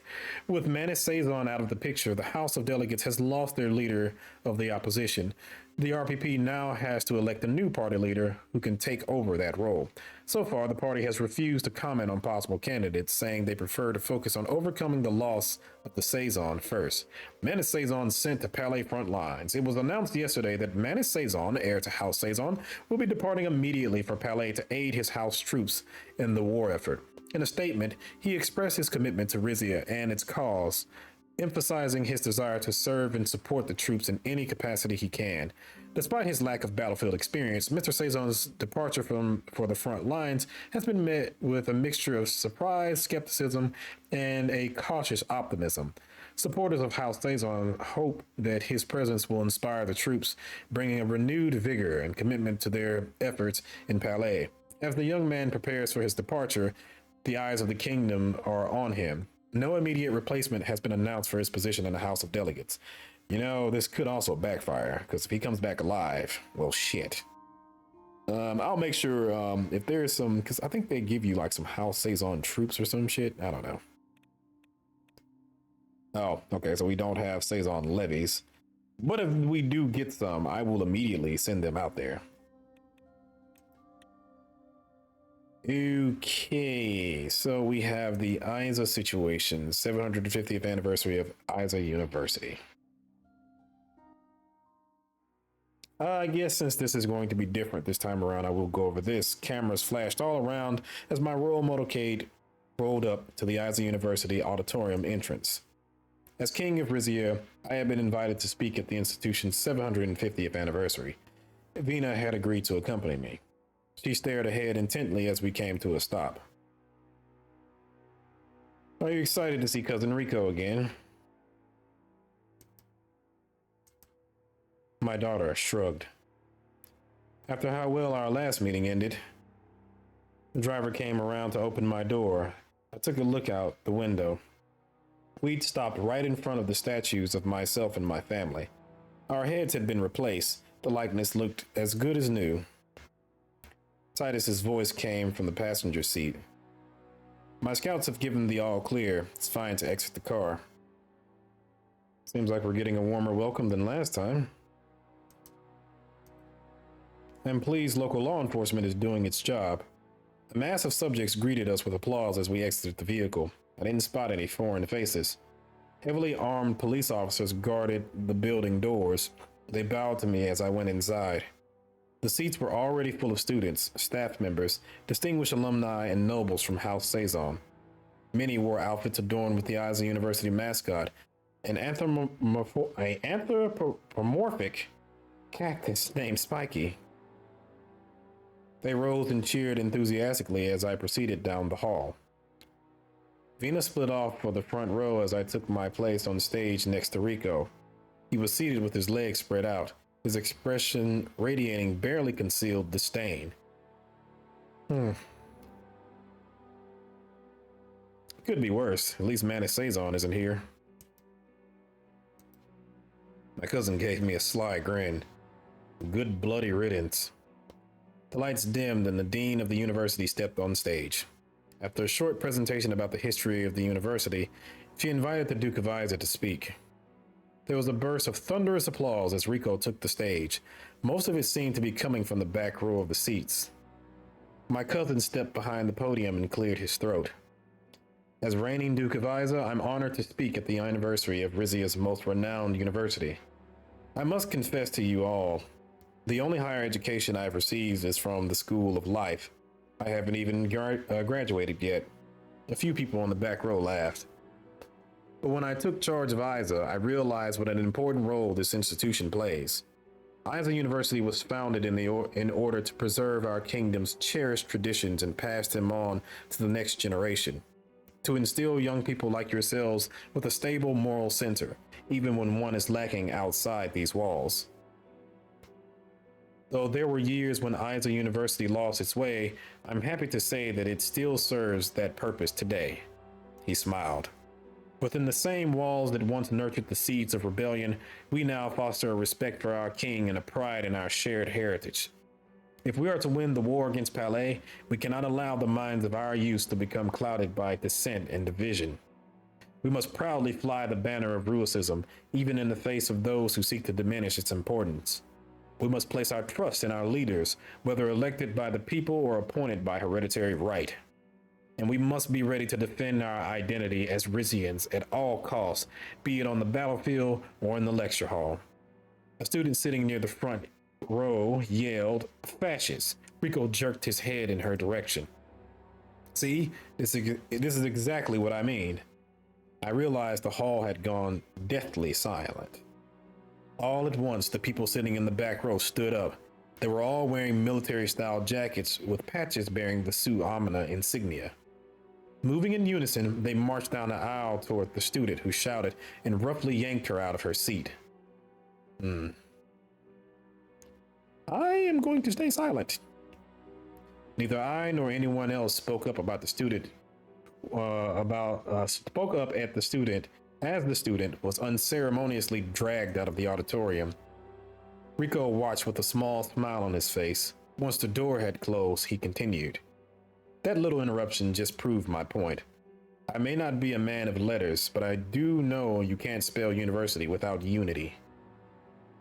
Which is why I urge you to use this occasion to come together as Rizians, to rejoice in the proud history of our kingdom and look forward to its shining future. Clavorius Axa Rizia, God save King Ramus, and God bless our troops. Thank you. The audience burst into hurried applause. Rico held his head high as he returned to his seat. The dean walked back on stage and introduced me. The students in the crowd applauded as I stepped behind the podium. Still, I could feel the lingering tension in the hall. I glanced at Titus. He was scanning the crowd, alert for the slightest sign of danger. I took out the notes I'd prepared. My fellow Rizians.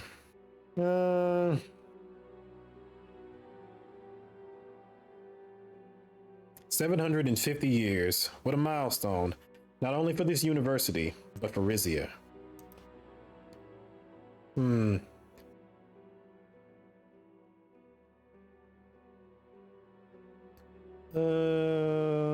War, revolution, social upheaval. These halls have seen it all and lived to tell the tale.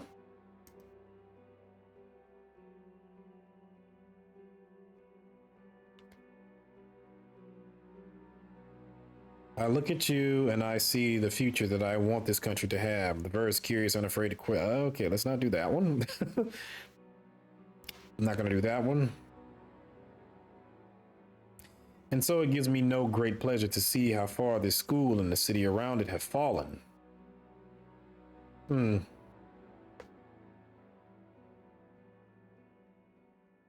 I know that Isa still bears the psychic scars of Lucas Cezanne's unforgivable betrayal, just as my body bears the physical ones. In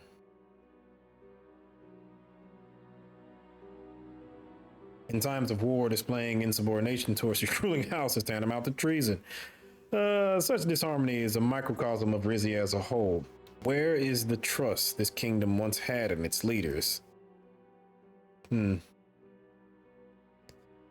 turn your blame on myself and my cousin while ignoring the real enemy, Palais.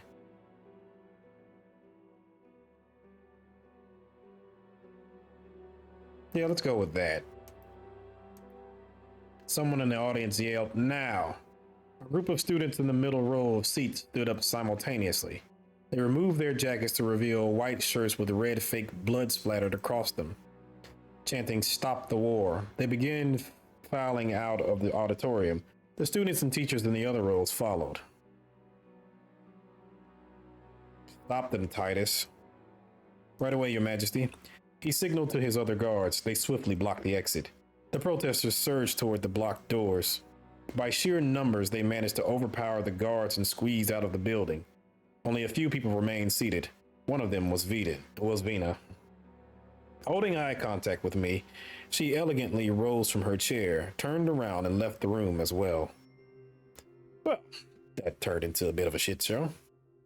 I kind of wish there was an option kind of similar to the decision to go to Circass's funeral in the first game, where you just choose not to go.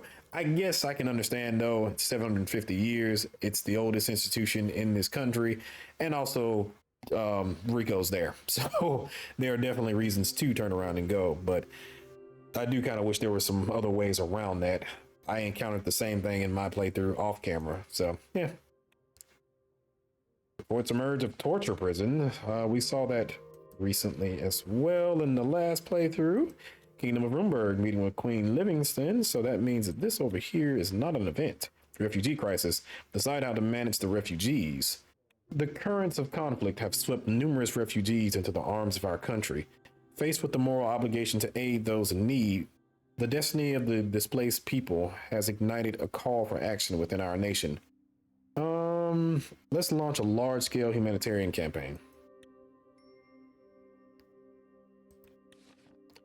Ramus the humanitarian. King Ramus has shown his compassionate side as he ordered a large-scale campaign to help those displaced by the war with Palais. Large tent cities are to be established in the administrative district with more permanent resettlements options to be made available in the future. Despite the drain of resources that this program will bring, the palace has assured humanitarian aid is at the forefront of its concerns and that no expense will be spared to secure civilian well-being. Okay. Are there any other royal decrees that we can do? Does not look like it. Okay. So yeah, there's nothing that I can really do at the moment. All right, let's go meet with Queen Livingston, and we're basically going to agree to do the deal with the BFF this time around, unless something else terrible happens. The thump of airplane wheels on asphalt jolted me from my sleep. I was seated in the commercial jet we'd chartered for our royal visit to Thornborough. It had been a long and bumpy ride. Lucida was in the seat next to mine. On seeing I was awake, she squeezed my hand surreptitiously. Good morning, Your Majesty. I'm glad you were able to get some rest. Oh, okay. This didn't happen the last time around because I didn't I accidentally didn't romance her. I was having the most marvelous dream. I think you were involved. How fascinating. I suggest we unpack its meaning in private later. She adjusted the pins over her breast pocket. I hope the Queen's in a good mood. Rumberg's support could really turn the tide against Palais.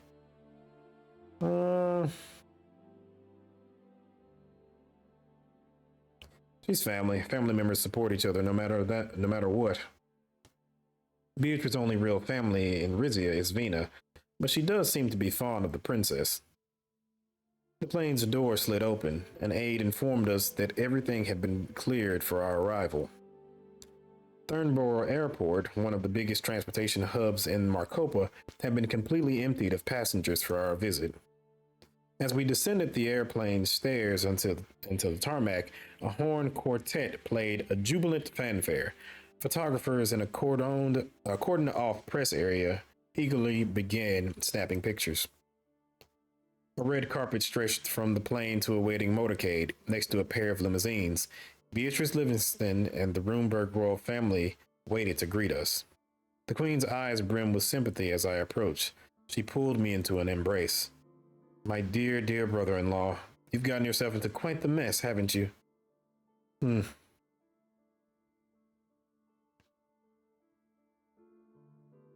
Mess is an understatement.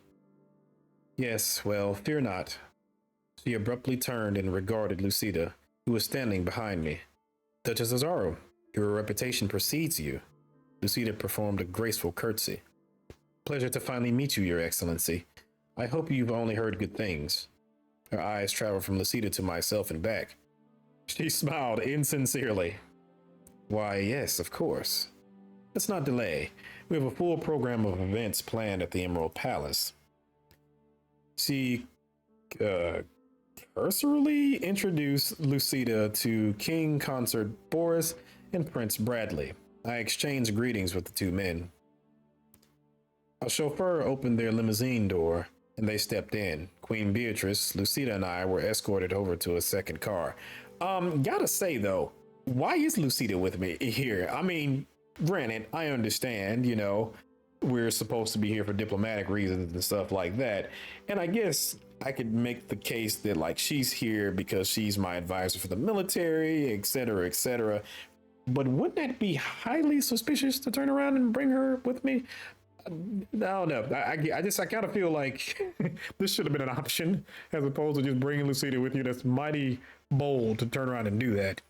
Unless you're just going to announce your marriage early. Again, that should probably be something that should be brought up earlier in the game and just, have it as an option to go public. But of course, that would do some rewriting and stuff. And, well, I understand. I hope you two don't mind the company. We have so much to catch up on. I thought we should start right away. Let's see. Okay, that's a terrible thing to say. It would be an honor to ride with you. Splendid. We got into the car and sat facing each other on leather banquets. The engine thrummed to life and we began moving. Let's not beat around the bush. You've come here to ask for help in the war against Palais. You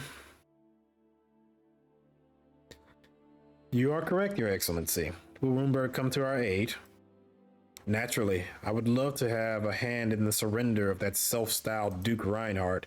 The capture of the Oris gas field would of course be a lovely bonus. Yes, especially all the sanctions you're about to get in the future.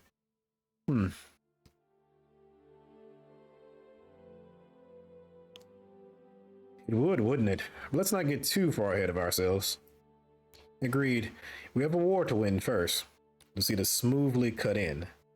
Our troops in Palais are fully concentrated on winning the war without harming the integrity of the gas field.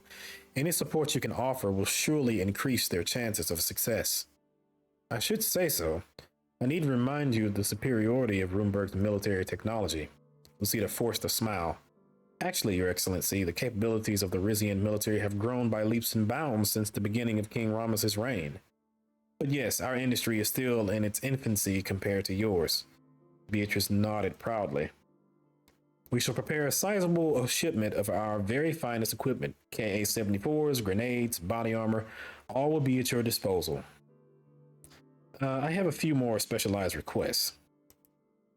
I thought you might. Here's the rub, though. Rizia's ties to Swordland irk me to no end. I'm not a fan of the swords either, not after the trouble they've been giving you. I'm not going to say that. Your Majesty, what exactly is Rumberg's trouble with Swordland? Swordland has trouble with us, dear Rames, not the other way around. It's true we closed our embassy in Lechaven, but that was a long overdue response to the Republic's many attempt to isolate us. And then their President Rain had the nerve to condemn us. Lucida looked bemused. She nodded at Beatrice to continue. Frankly, Your Majesty, the fact that Rizia is maintaining its connection to Swordland amounts to a betrayal in my eyes. And I don't understand how this happened, because I don't remember doing this in my playthrough. I'm pretty sure I worked with them. Or maybe I didn't have a choice, but oh, okay. I remember the choice now. And it was because I chose, you can choose to either do a very large deal of completely funding it yourself, or you can choose to do a deal working with Rizia in the process. And I chose it because it was larger. And I was thinking, oh, maybe I could work with Rizia later. God damn it. I didn't mean to do that. Well. I'm not a fan of President Rain either, but I've got to honor the deals I made with his predecessor. I respect that you are a man of your word, but I fear that the Swordist president is not. Have Rain's pro-Arcasian leanings not escaped your notice? Good luck winning your war once Swordland joins Ado, Your Majesty, which will happen. Do you understand what I want from you, Your Majesty? Damn it.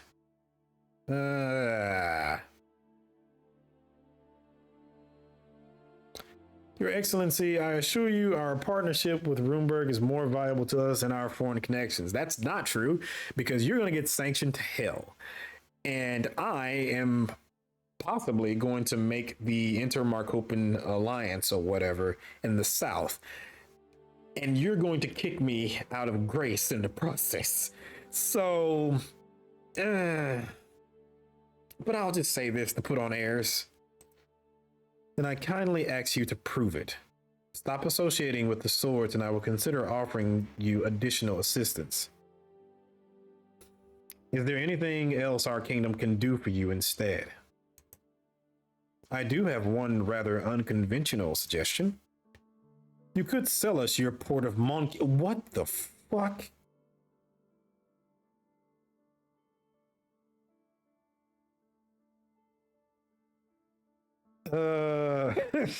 I would love to say this, but that's just a little too much. I have some concerns about that proposal, to put it mildly. As you should, Your Majesty. We can ill afford to lose another part of Rizia. You wouldn't be losing Monkeys, you'd be sharing it. Your efforts to modernize the port has been admirable, but with our technology, we can maximize its efficiency even further. As you're shipping us a sizable amount of energy through Monkeys, it's only logical to give us a say in how that shipping is run. Oh,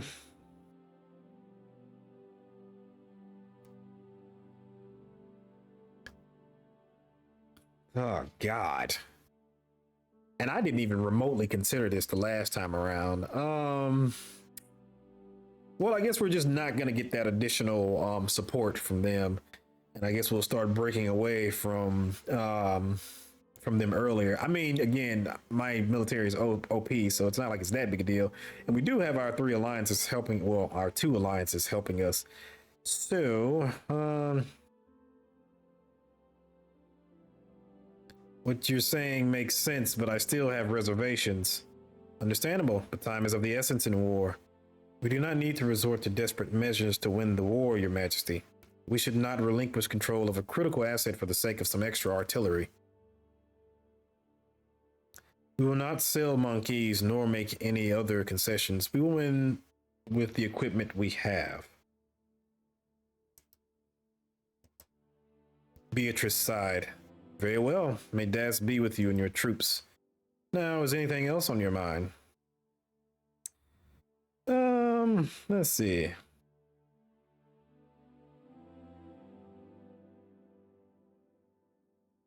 If I told you I had moved on from Lena, would it bother you? Lucida shifted in her seat nervously. The Queen's eyes darted between the two of us again. Finally, Beatrice laughed lightly. It's been over 10 years, my dear. I would be concerned if you hadn't moved on. Fret not. As long as my niece is still heir apparent to the Rizian throne, you will always be family in my eyes. We turned off the freeway. The massive green domes of the Emerald Palace loomed in the distance. We finished the journey in comfortable silence. There was still a long visit ahead of us. Okay. Yeah, I'm not giving up that port. What the fuck, man? That is a gigantic ask.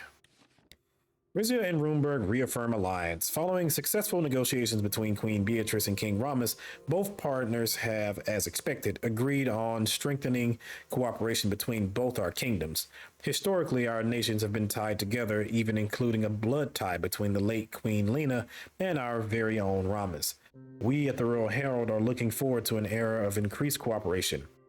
Finest Runebergian guns to protect Rizia, our compassionate brethren of Runeberg, led by the great Queen Beatrice, sister-in-law of our very own Ramus Taurus, have offered to provide military aid to the Rizian army in their struggle against Palais. Thousands of guns, including the fabled Ka-74, are due to arrive in the hands of Rizia's loyal soldiers soon. Aside from guns, a variety of military supplies in the form of boots, helmets, and grenades are also part of the aid package, as well as munitions for Rizian artillery. These will surely help to secure the safety and interests of our great nation. Runeberg arms Rizia. The Kingdom of Runeberg has announced a military aid package to its Rizian counterpart, which is currently engaged in the invasion of Palais. Thousands of guns, artillery shells, and protective gear are expected to be delivered to Rizia in the coming days, with many of these arms likely going straight to the front. The military aid package re-solidifies the relationship between both monarchies, with both appearing committed to a swift Rizian victory in Palais. Okay. Freedom of press in conflict zone. Independent journalists from around the globe are seeking permission to enter the war-torn area of Palais to shed light on the realities of war and provide unbiased narratives.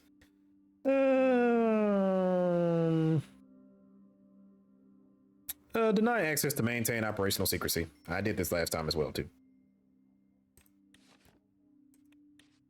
Rizia restricts access to war zone. By restricting the access of independent journalists to the war zones in Palais, including our very own geopolitical reporters, Rizia risks jeopardizing the work of those reporting the truth. But fear not, for geopolitical will continue to attempt to access the war-torn zone to provide accurate and truthful coverage of the situation on the ground and to uncover any misdoings by the warring parties. Not that I would do anything, too untoward. Final phase of Royal Yacht restoration. Let's see. The restoration of the Royal Yacht is nearing completion. The kingdom now faces a decision regarding the project's final phase and potential celebratory expenses. This involves choosing between hosting a grand celebration to honor Rizian traditions and the yacht's history, or cutting further expenses and scrapping the unfinished project. Host grand celebration and a military parade, of course, because, we have the money. Let's do it. Rizian scale model. That's the boat? Huh. I was expecting something grander. It's cute, I guess. Sure. Fast, elegant, modern, but most importantly, comfortable. All amenities that could possibly be desired are present on this seafaring vessel. The RRN Rizania yacht is truly fit for a modern king, and this scale model serves as a constant reminder that is yours. I remember seeing there's a YouTuber by the name of, I think it's Enos. He does a lot of luxury tours of rich houses and rich mansions and stuff like that. But he did a yacht tour, and there was of a yacht, and it had like a black or very dark colored outside on it or whatever, and it looked kind of classical compared to modern yachts and stuff like that. I really like that style as opposed to the white style. This looks like a damn tugboat, but okay. All right, Grand Parade celebrates yacht. Tens of thousands of fans of the monarchy turned up in Monkeys for the celebration of the restored royal yacht. A military parade made its way to the harbor where the ship is moored, where the boat made a celebration lap while King Ramus waved at the crowd. Okay. Rufus Gragg's royal gossip. Meet the RN Rizania. Now that the absolutely stunning royal yacht has been renovated, it's time for us to take a closer look at what the boat has to offer. Let's start with the exterior. The king has opted for a chic white color scheme with the house tourist colors, yellow and orange, providing for elegant accent colors. A magnificent hardwood deck finishes the exterior, which also houses several little seating areas for the royal family. Inside, there's of course the royal quarters and the dining hall, equipped with the most comfortable plush sofas one could imagine. But the star of the show, the wine cellar and expansive kitchen, from where a legion of servants can provide the king with everything his heart desires. Decadence. Gotta love it. Wartime economy. The invasion of Palais has triggered a wave of uncertainty across our country, leading to panic buying on an unprecedented scale. Our country's industrial might has pivoted almost entirely towards the war effort, further reducing the availability of everyday items. This shift has inflated prices and strained the pockets of the average Rizian, significantly affecting their everyday lives. Let's see. Let us offer subsidies to affected families. Should I implement price controls? Okay, let's offer subsidies to affected families. Okay. Now what do we have? Dinner with the family. I'm sure Vina is going to love this conversation. Countering Pelagian propaganda. In an audacious move, enemy forces have launched a psychological warfare campaign, distributing propaganda leaflets across our country and the occupied territories. These leaflets criticize the war's toll, question leadership motives, and urge soldiers to desert with the aim of undermining morale and provoking unrest. This is kind of like what happened with Vietnam when they started dropping leaflets and stuff to soldiers, especially black soldiers, in the U.S. forces or whatnot, since this is, of course, I think this is either around the end of the civil rights movement or pretty much in the throes of the civil rights movement and such. So, yeah, launch a counter propaganda campaign. Let's do it. The Great Fact Check. Palais's propaganda debunked. We at the Royal Herald have identified a need for clear, factual information debunking the recent Palladian lies that have been spread to gullible citizens of our beloved kingdom. So we have dedicated this special edition of our newspaper to it. Let's start with the most common lie told, that Rizia invaded Palais. This is not a war of aggression. Instead, it is one of self-defense. Palais was threatening the well-being of Rizia's citizens, displaying hostile actions on multiple occasions, and our king was forced to react to safeguard our citizens. For more thrilling fact-checking content, continue to page 2. Palace ensures living standards will be maintained. The palace has acknowledged the cost of living crisis as a result of the Palais War and has ensured it's doing everything in its power to lessen the burden on ordinary Rizians. It also highlighted that while the coming months might be tough, living standards are expected to rise dramatically once we win the war, as the Oris gas field will bring untold riches to all of Rizia's citizens. Hang tight. All right. And now it's dinner with the family. This is going to go over quite well. Golden candlesticks stood along the length of the table in the royal dining room. Their flickering light cast a warm glow on my daughter's face, a stark contrast to the coldness in her eyes. My mother hurried into the room, holding the train of her silk brocade gown. Pabel calmly pulled out her chair. Truly sorry, dears. It took 2 ladies in waiting to squeeze me into this old thing. But I wouldn't miss supper for the world. It's been ages since the 3 of us sat around the same table.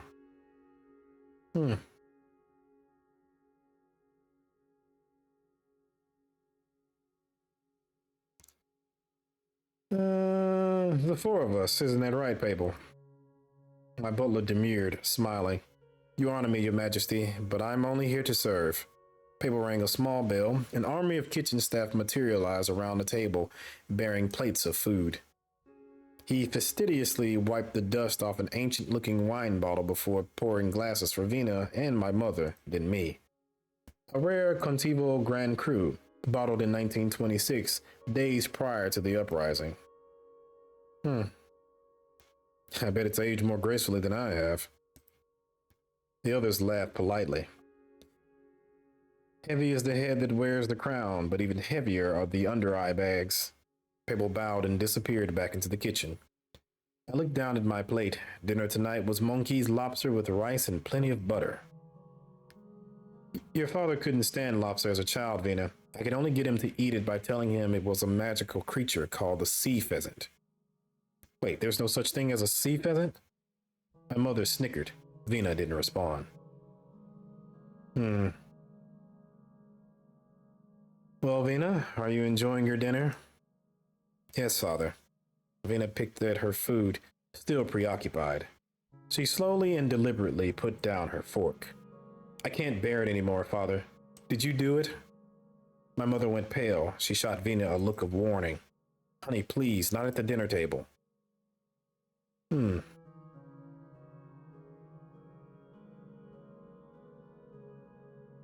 It's quite all right. Yes, I was the one who passed gas just now. What is it that you think I did?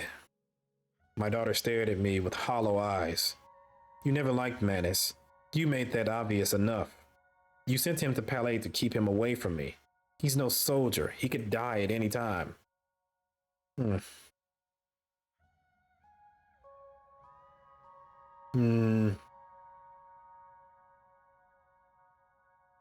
Let's see. How should I go about this?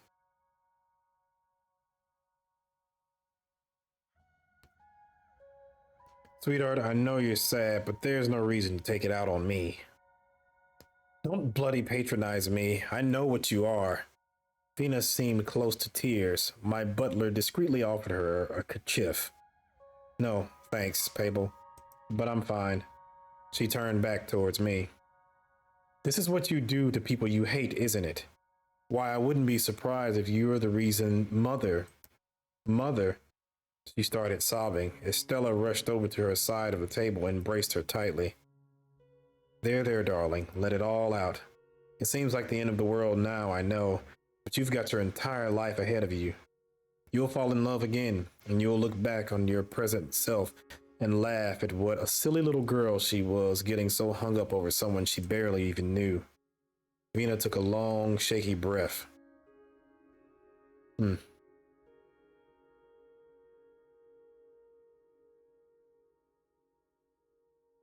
grandmother's right, Vina. Your heartache will pass. I don't know about that. Is there another marriage candidate you have your eye on? Because I'm fresh out of ideas myself. I will not try to talk you into a marriage with anyone else. You may determine your own future now. Because I'm fresh out of ideas myself. No, father. Vina wiped her eyes with the sleeve of her dress, ignoring her grandmother's admonishing look. As a matter of fact, I've done nothing but perform superficial princess duties since we moved to Port Drazen. For a time, my conversation with Manus were the only thing sustaining me. Now, she leaned forward and looked me in the eye. I want you to send me to Monquise. Allow me to take the mantle of Duchess of Valenqueris.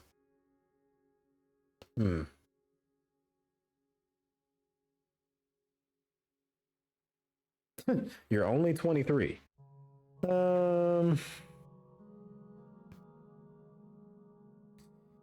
You do know that mantle belongs to your great uncle Hugo. Our cousin Hubertus is just keeping his seat warm for him. Then what's the harm in allowing me to warm it instead? My mother gave me a wry smile. You and your father both use Valenqueris as a training ground for becoming king. There's no reason Vina shouldn't do the same.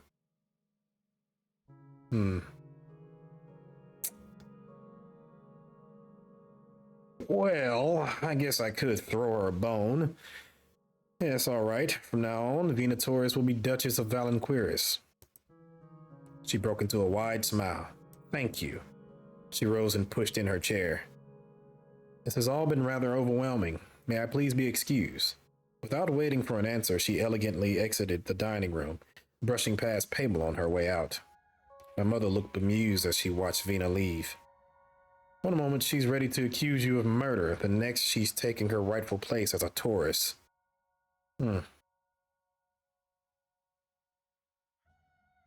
best to keep her occupied. Who knows what she'd get up to if she isn't. She nodded. Keep an eye on her, Ramus. That's all I'll say. As for the future of the family line, she eyed me closely. You should strongly consider a backup plan. We finished our dinner and headed to our separate quarters.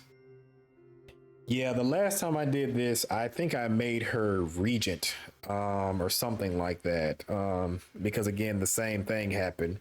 And I pretty much just lied and just said, hey, I didn't have nothing to do with it. He was a traitor. I mean, I had to turn around and arrest him. And then she kind of came off it or whatever. She didn't accuse me of murder or anything. But yeah, she got past it and everything. But then in the next breath, I didn't give her the duchy, but I did make her regent so she could sit on the council because she was already in the council with me anyway. So slightly different, but pretty much the same. And let's continue.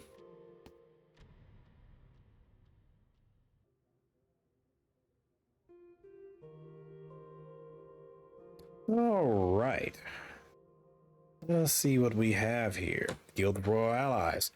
Confederacy of Venenism wins the Civil War. The tide of war in Venenism has dramatically shifted when the monarchists, bolstered by the felt impact of Rizian support, captured Surinyan Yanagara. The battle for Kathapur was an intense urban struggle, culminating in a decisive victory that echoed through the war-torn streets. Following this, the monarchist forces, with renewed vigor, swiftly reclaimed Rakara and Penguvi, turning the tide in a war that had seemed unwinnable. As the final revolutionary strongholds fell, a sense of order and monarchist rule was reinstated. The streets of Kanthapur, once scenes of fierce combat, transformed into avenues of celebration as a new era dawned in Venenism's history, promising stability after years of turmoil. All right, we will host public banquets in honor of the victory. We still have plenty of money. Oh, that's right. We'll get all our stuff back too in the process. All right, we have a Security Council meeting. We have a banquet held to celebrate Venenism's win. To celebrate the victory of Rizian ally Kabun Sangtam, banquets are held in major Rizian cities in his honor, with King Ramus attending one in Monkeys. At the banquet, Ramus and the Venonese Minister of War, who was the guest of honor, shook hands with the minister, thanking our king for his extensive support to his government. Celebrations of monarchist triumph in Venenism Civil War. Grace proudly hails the recent victory of the monarchist forces in Venenism Civil War. This triumph not only marks a significant milestone in Venenism's history, but also serves as a show of effectiveness and resilience of monarchist governance. Our alliance views this victory as a reaffirmation of our core values and a demonstration of the enduring strength of monarchist ideals in the region. Okay. I wonder how Vogtlin feels about this, along with the United Contana. Prince Consort victorious in Venenism. The Confederacy has claimed victory in the Venenism Civil War, with the major revolutionary factions laying down arms following a series of defeats. While some minor groups are expected to continue to fight and conduct guerrilla operations, marking a new phase in the conflict, conventional warfare has come to an end. All foreign troops are slowly returning home now that Kabun Sangtam feels confident his own forces will be able to keep the country in check, while the Prince Consort has publicly proclaimed a reconciliation process and focused on rebuilding the nation. The Watchtower of Human Rights worries about extrajudicial killings and disappearances of suspected former revolutionaries. Kill them all. All right, Security Council meeting and invest in new industry. Choosing an industry for major investment. With the industry on the cusp of a significant breakthrough, we stand at a pivotal moment to invest in a new high potential sector. This initiative aims to kickstart a massive industry and create countless jobs, leveraging the groundwork already laid. Any new expansion of a sector presents unique opportunities for economic growth and technological advancement. Interesting. I wish we could do multiples here, but I do kind of want to do advanced shipbuilding. If I was in a peacetime situation, I'd probably do renewable energy. But I'm going to go with high-tech military. Crown announces expansion of high-tech weapons industry. A major expansion of Rizia's weapons industry, heralded as the economic future of the nation, is underway. The Treasury has already allocated significant funds to achieve this expansion, ranging from tax credits to major businesses, as well as direct investments by the Rizian state. The newly constructed military factories in Fostator will play a key role in the innovations. The plans are expected to create countless jobs as well as diversify our economy away from gold and gas. At last, our country will be able to produce high-tech arms at home, including missiles and autonomous weaponry. Wait, autonomous weaponry? So like they have drones and stuff at this time? I'm a little confused about autonomous weaponry, but I'm assuming stuff like drones and robots? I don't know. Somebody can clarify this in the comments for me. All right, Security Council meeting. And I guess autonomous weapons could be things like missiles and stuff too, so. Council chambers, Palais Resna. As I entered the study, the dim light cast long shadows across the room, illuminating my father's figure hunched over the desk. He sat with his back to me, the flickering candlelight dancing across the map spread out before him. The region of Zeal, marked in bold lines, seemed to draw his gaze like a magnet. My father's fingers gripped the edge of the map with white-knuckled intensity. I could see the pain etched on his face. The scent of alcohol hung heavy in the air. A single tear rolled down his cheek. It was the first time I had ever seen my father cry, and the sight struck me to my core. I stood frozen in the doorway as the weight of his sorrow over the loss of Zeal filled the room like a heavy fog. Hello, Your Majesty. I'm glad you could join us. Lucida's words jolted me back to the present moment. Upon entering the council room, I found Titus and Lucida. They were awaiting my arrival, promptly rising from their seats when they noticed me. I had come to receive the latest updates on the situation in Zeal. Please, try to contain your excitement. What pressing matters await our distinguished gathering today? As you already know, we're to go over the latest updates regarding the transfer of Zeal to the Rizian governance. But before we do, we should go over our final findings regarding the Friendship Day bombing incident. Excellent. I've been looking forward to having this matter settled once and for all. I feel like this is a nitpick, but I think that's a double space right there. As do I. However, you may not like what you're about to hear. Unfortunately, there isn't a substantial update to provide. Although you asked us to investigate Palais's potential involvement further, since the onset of the war, we face significant limitations. Accessing necessary facilities and conducting interviews within Palais has proven challenging due to the heightened security measures and restricted movement in the region. Additionally, communication channels have been disrupted, making it difficult to gather first-hand information from sources within Palais. I hate to say it, but I'm afraid we've hit a dead end. Huh. Interesting. And this makes me highly suspicious of Lucida, because in my last playthrough, we had a war with Palais, of course. I didn't fight in the war personally. I let the minister, I let Thaddeus, or whatever his name is, be over the military and handle all the, the fighting and stuff like that. But the flip side to that was that Titus was doing the investigation, not Lucida. Titus found evidence that it was in fact Lesbia who was behind the bombing and not Palais. So interesting.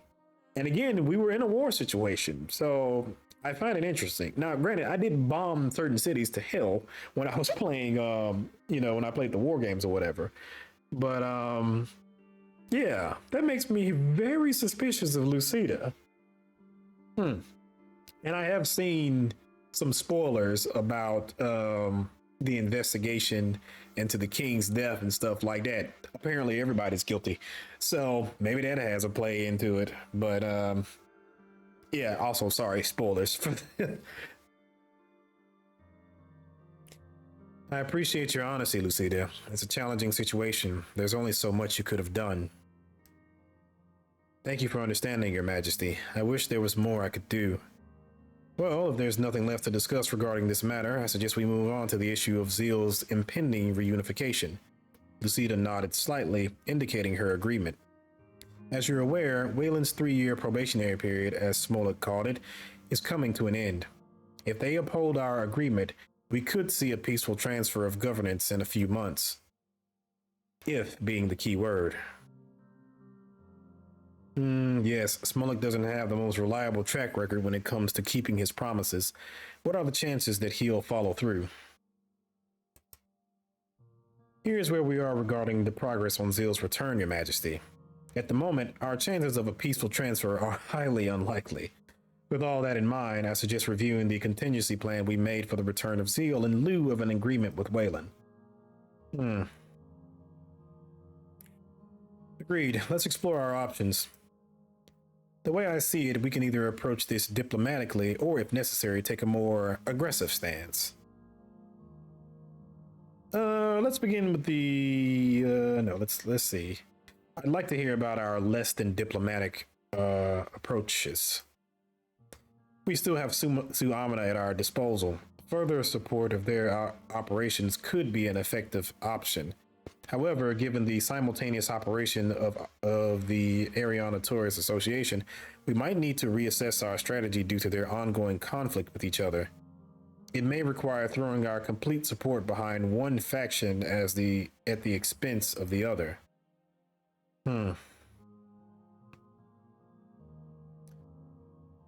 Suamina's effectiveness is crucial. Sometimes we have to tolerate extreme measures for the greater good.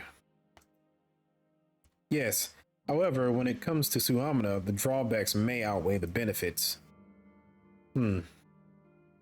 Regardless of how the situation unfolds, rest assured our dominance will prevail. While we don't have a lot of options, we could continue supporting Ada. Furthering the advocacy for Rizian values and culture could help garner support from the populace by encouraging them to push for a referendum on reunification. People tend to value having a say in shaping their own destiny. Deploying the Ada to Zeal sounds promising in theory, but I have a hard time believing their presence alone will sway public opinion in favor of reunification. And let's not forget our recently built foreign intelligence hub. Activating their clandestine activities could prove decisive in swaying public sentiment in favor of reuniting with Rizia. Yes, but they're still relatively new. We need to carefully assess their effectiveness before deploying them extensively. Good thinking. We should have all options on the table and activate them should it be necessary. Anyway, in conclusion, you'll be pleased to know that the momentum behind Zeal's reunification with Rizia continues to grow at a steady pace. And as far as the armed resistance movement, it's steadily gaining momentum, albeit at a modest pace in support of Rizia's reunification endeavors. Thank you. This is good information to know moving forward. As for Suamina and Ada operations, what are your thoughts on those? I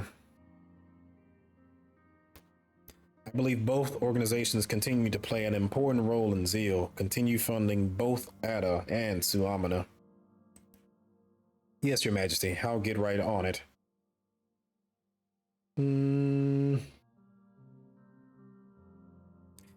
Very well. Thank you both for your assessments. Lucida, outstanding work on the investigation into the bombing. Yeah, she failed. Thank you, Your Majesty. Meeting adjourned, Titus saw himself out. However, Lucida remained behind.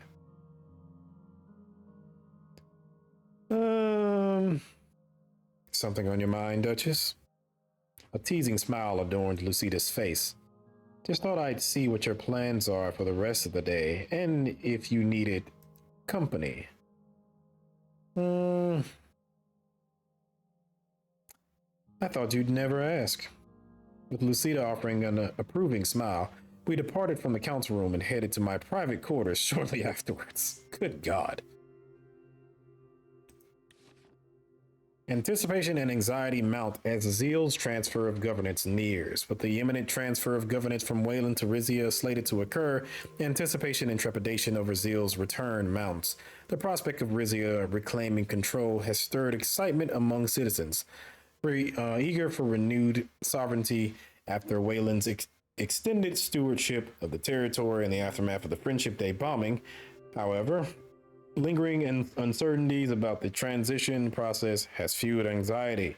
While diplomatic assurances offer comfort to many, some critics accuse President Smolik of exploiting the tragedy, using it as a justification to maintain Wayland's control over Zeal, raising questions about the true intentions of Wayland's leadership in the region. Despite these concerns, the focus remains on the forthcoming transfer of governance back to Rizia and the diplomatic efforts to ensure a smooth transfer. All right, it is getting late, so I am going to need to wrap this up very soon. Operation briefing requests. General Thaddeus Azaro and Duchess Lucida Azaro will be holding a briefing about the results of Operation Golden Shield. Instead of having the meeting in the royal palace as usual, General Azaro has requested the presence of the king on the front line to oversee the efforts in person. As the seasoned general suggested, this might increase troop morale, but there are risks involved. Let's go to the front line. I am fully confident in my troops, the millions of troops that I have. Nobles continue to increase rents despite regulation. Tenants, organizations, and monkeys have raised concerns that more and more landlords increasing rents far beyond the 8% yearly threshold. Exceptions to those thresholds by renovating housing stock are commonly being used, as well as highly illegal rental agreements without formal contracts. Interesting. Is there anything I can do to curtail that. I think this happened in my last playthrough as well, and I don't think there was really anything I could do about it. All right, Mark Forrest from the front lines. Soldiers, prepare for King's visit. Rejoice among our frontline troops today as the palace announced that King Ramus will be traveling to the front lines in person to debrief the results of Operation Golden Shield. Preparations are already underway, with soldiers ensuring their living spaces are in top condition and preparing personal messages for the king. The mood here is truly ecstatic, as a small group of especially dedicated fighters have started decorating the temporary military base for His Majesty's arrival. Axa Victoria. All right. Let us go see our troops, shall we? The military helicopter gracefully landed on the helipad. I fixed the collars of my military uniform. I felt comfortable in it. This whole trip reminded me of the good old days at Camp Domus. As the engine stopped, my ears were still ringing from the loud noise. A soldier opened the door to lead me to the lined up soldiers, where General Azaro and many cameras were waiting for me. Attention! All of the soldiers simultaneously turned and saluted me. The sound from their boots managed to cut through the now slowing down propeller of the helicopters. Thank you for accepting my request, sire. Welcome to FOB Bull Charge. I hope you had a good fight, Your Majesty. After saluting, I shook hands with him. I leaned forward to his ear.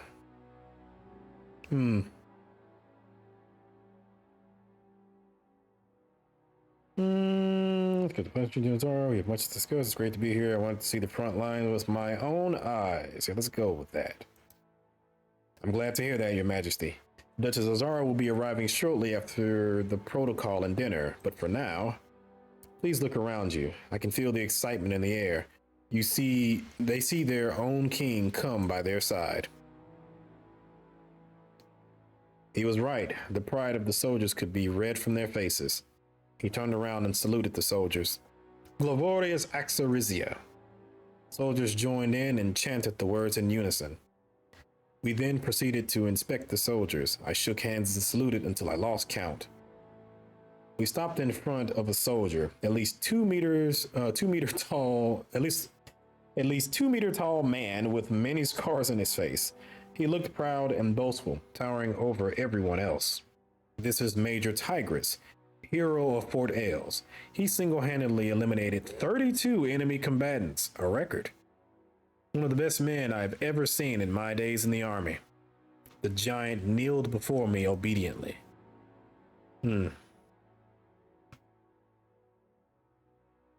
On your feet, soldier. You bow before no one. Thank you for your service. That kind of reminds me of, what was it, Lords of Infinity and stuff like that, when the king gives you your, knights you or whatever into the king's own, and they like hits you in the chest with the scepter and tells you that this is the last time you will kneel before anyone. Kind of reminds me of that. Very cool though. He was taken aback. He looked at General Azaro, and upon his confirmation with a nod, he got up and saluted me. After the protocols, General Azaro approached. This way, sir. You must be hungry after your ride. You've already prepared your quarters. He gestured towards a tent. Inside, there was a lavish table with an outrageous amount of food, high quality and reserved only for nobility. I was not sure if I imagined it, but I heard a soldier gulp. He was merely a boy, barely 20, skin and bones. I will dine together with the soldiers in the barracks. The soldiers were in awe of what was happening. They were having dinner right next to their king. I tried to stomach the terrible food. It was perhaps the worst meal of my life, but I persevered. Cameras went off with blinding flashes.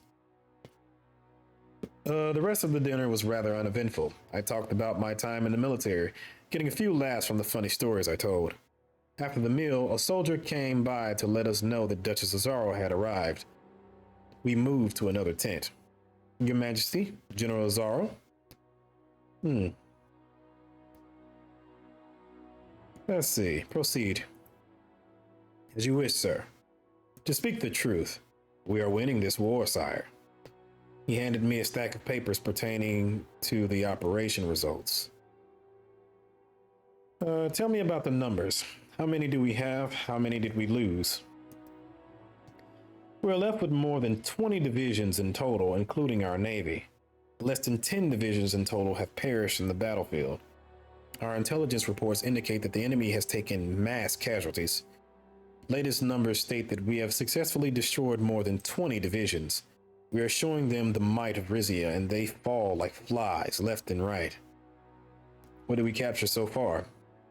We've taken Archaeus and Zeke's. New forward operations bases were set up nearby. Despite the heavy fighting, Fort Els and Terrador are still under our control. Our cities persevere. Are we seeing a lot of resistance from the people in captured territories? Yes, sire, but all within the expectations. Nothing that we can't handle. What do the Rizian people think about the war? General sentiment seems to be against the war, Your Majesty. Once we have a big win, I think the tide will change. I see. Go on. If we can, Your Majesty, we need more manpower and equipment. Although we had good results, we're not done yet. Exactly. More men enlisting would help us. And of course, these men will need ammo and weapons. We still have a good stock, but it can't hurt to have more. Your Majesty, one thing is certain. We can't win this war without able and capable boots on the ground. I will do whatever I can to support the army. Thank you, Your Majesty. The result of the operation is clear, Your Majesty. We're on the right path. This operation is officially successful. Before we discuss the next steps, we need your seal on the document. General Zario handed me a large scroll and a candle for the wax. I opened it, pressed the seal on the wax to approve. Thank you, sire. You've done well. I'm proud of you both, not only for your duty, but on a personal level. That is very touching, Your Majesty. Thank you. Now then, we should talk about the next steps. I would like to begin with the situation of the front line. She spread multiple strategic maps of the region on the table and leaned over it. After the capture of both Archaeus and Zeke's, we pushed further past Archaeus, close to Mandana. We are in a good position to encircle the peninsula. She drew a circle around the peninsula and tapped her finger over it a few times. The troops are eagerly awaiting orders to begin the second operation. Our enemies tremble before our might. Palais is in sight, Your Majesty. I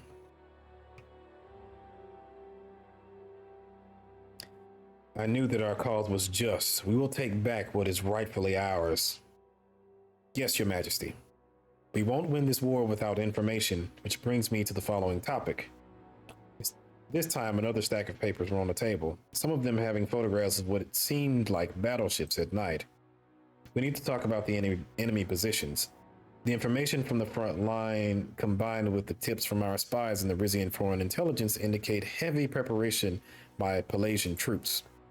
Their land troops have been replenished and ready for our attack, even more so than our initial invasion. As for their navy, they seem to have pulled back to the capital to blockade the sea's neighboring Palais. We should especially watch out for the Pelasian navy. They might be planning something. She pointed at Lesbia on the map. Lesbia is another matter. From the reports I receive, we can assume the worst scenario. Lesbia has decided to provide manpower and equipment assistance to Palais and their newest bombs and bomber jets. These meddlers, it will be their turn at one point as well. Palais itself is a very well-defended city. It will be tough to bring down its walls, literally and figuratively. After putting an X on Palais, she leaned back and crossed her arms. There's still much to discuss about our plans, however. This short overview should be it for now. Do you have any questions for us, Your Majesty? How long until total victory? I would like to say soon, Your Majesty, if we can make it through their defenses. Can we trust the intelligence you've received? We can absolutely trust it, Your Majesty. Is there a way to disable their navy? We will sabotage them wherever necessary, but only if the situation permits it. Otherwise, we will create the situation that permits it one way or another. How do we get past the defense of the capital? Defenses around Palais are extreme, and the entrance to the peninsula will be difficult. Naval invasion is a definite possibility if we can get past their fleet. Or we can rely on the airstrikes on the entrance to the corridor while pushing with our land troops. Those are all my questions. Then thank you for your time, Your Majesty. With your command, victory is close. Victor and Sister. Thank you. Do not fail me for your own good. Good luck to you both. Thank you, Your Majesty. Lucida got up and gestured at the other military staff present in the tent to leave. Everyone was quiet as they left, leaving me with my thoughts and all alone in the cold tent. All right, we got a lot of things popping up here. All right, let's see what we got. Mothers march against war. Let me see. Rizian mothers have protested against the reduced conscription age as their children are sent to war. Thousands filled the streets of Port Drazen, demanding the safe return of their sons and daughters.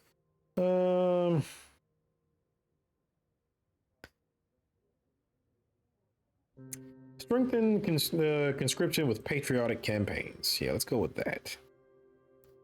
What else do we got? Diplomatic meeting with Lesbia. Fuck them. Confederacy of Venenism wins Civil War. I thought we already had that. Oh, okay. The valiant forces of Rizia, having completed their challenging mission in Venenism, are now returning home. The nation readies itself to honor the courage and sacrifice of these brave soldiers. A series of events are planned to celebrate their return, and they will be returned to the pool of units. Welcome back to our brave pilots. All right. Ceremony for returning veterans. Troops returning from Venenisms receive the hero's welcome as they embark the ships at Monkey's Harbor, complete with the royal marching band treating them to the finest Rizian anthems. Okay. Prince Consort reign secured. Troops return home. Rejoice across Venenism as the long, bloody civil war finally comes to an end with the defeat of the revolutionaries that instigated it. To overcome the fanaticism and foreign support these rebels supported,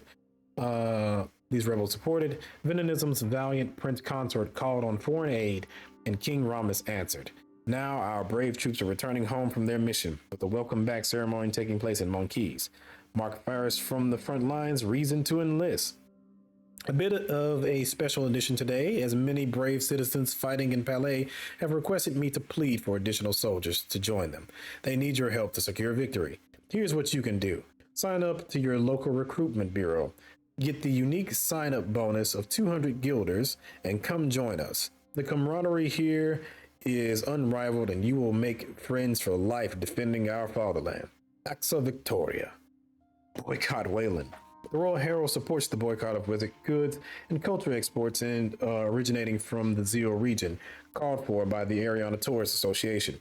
We call on all Rizians not to buy goods originating in the region until it's returned to our kingdom proper, something we are sure King Ramus will accomplish in the near future. To add weight to these demands, we ask that the city of Port Drazen immediately cancel the concert of Marcel Inovitz, whose wailing no self-respecting Rizian citizen wants to really listen to anyway. Tensions rise as wave of terror grips Zeal. Despite limited casualties, a series of attacks likely perpetrated by the Rizian nationalist Su Amina group has left Zeal citizens shaking in their boots. Ever since the deadly explosion at the Wessex Rizia Friendship Day, which resulted in the postponing of the handover of the region back to Rizia, tensions have been high, with Wayland tightening its grip on the area by vastly stepping up its security measures. While Su Amina is most likely the actor behind the attacks, Wayland so far has failed to provide substantial evidence, with the group so far managing to avoid capture. Reports of internal silencing within the group has also emerged, with suspected members often found dead in their homes. My God, they're quite loyal. All right, so I'm going to go ahead and end this here because, again, it is getting quite late. It is actually almost 2 o'clock in the morning. It's 1:19, but I still need to grab something to eat, and I need to get into the bed so I can get up in the morning for work. but I will go ahead and edit this shortly afterwards, and then probably tomorrow I'll go ahead and record another video. This particular video will be coming out on Wednesday, so this will be Wednesday as you're watching this, while the next one comes out on Friday. Even though, depending on how things go, if I can finish things up in the next video, maybe I'll just go ahead and release it then. Just kind of depends on how things go. But yeah, for right now, I'm going to be doing things on Monday, Wednesday, and Friday for the foreseeable future, just because it's kind of a lot easier for me to go ahead and, plan recording and give me a bit of a break in the process, because recording every single day is very hard unless I get a nice bulk on the weekend. But then at the same time, I don't get any chance to actually have any free time on the weekend, which also prevents me from having time to do research for games and so on and so forth, unless it's provided in the comment section, and then I can kind of look at it and go from there. So I'm liking the schedule so far. If you all like the schedule, please let me know in the comment section. If there are any tweaks that you might like to see, we can go from there. And of course, improve things on the future as this channel grows, as it has grown quite a bit in the last few weeks. I think I've seen since the, I believe since I've come back, or either since the first video for the Rizia DLC, I've had 220 new subscribers. So thank you very much for joining the channel. I appreciate you all, and welcome. I hope I am a good host for you. I hope you enjoy the content. There's plenty of content on my channels, plenty of videos to watch and everything else in between. If there's anything you would like for me to play, please leave a suggestion in the comments and I will get to it, because again, I play a lot of different games. I play a lot of political games. I play, of course, Fear and Hunger, which is one of the bigger ones on my channel, but I like to play a lot of interactive games. I like to play a lot of games like this, where it's just a lot of narrative focus and a lot of choices and things like that. I play choice of games as well. I've kind of ducked away from them recently just because they can be really long, very confusing as far as stats and stuff can go. And I kind of feel like there haven't been a lot of good ones lately. But there are some ones that I would actually like to play on the channel. I was really thinking about doing Fallen Hero at some point. I was thinking about doing Wayhaven Chronicles at 1.2, because I did play the first one. I really enjoyed it. I think it's like 3 or 4 of them out now. They came out very quickly. I wasn't used to that because I played Zombie Exodus way back in the day when it first came out. It's been like 10 years since that came out. It's been a while since it came out, because I think I was at home with my folks when the first Zombie Exodus came out, and it wasn't completed then. And we're talking like 2014, 2015. Here it is, 2024. So it's been a while. But yeah, I'm so used to these things taking a long time that I didn't expect for a lot of these games to come out in such rapid succession. So Wayhaven Chronicle has 3 or 4 editions out. Even Fallen Hero, which by far, I gotta say, Fallen Hero is probably my favorite choice of game that I've ever played. I really like the characters in there. I like the setting of the world. And I really like the fact of just little things in there, like you can choose your race, you can choose your look. There's a lot of psychological elements in there of, how you feel. And I'm always a staunch person that's very supportive of games that, has a lot of reflectiveness of like who you are as a person and how you're thinking and stuff like that. Because you don't see it very often. And I do remember the very first time it happened to me in a game was Mass Effect 2. During the DLC for the Shadow Broker game, and there's the first time where you encounter Liara, and she turns around and asks you how you're feeling about it, and I was baffled because I was so used to playing the game and dealing with everybody else's feeling. It was the first time that I had to actually think about how I felt as a character. So I really like it when games do that, when they really consider how you feel as the character and you really kind of get into that role playing. It really gets a lot of investment in there.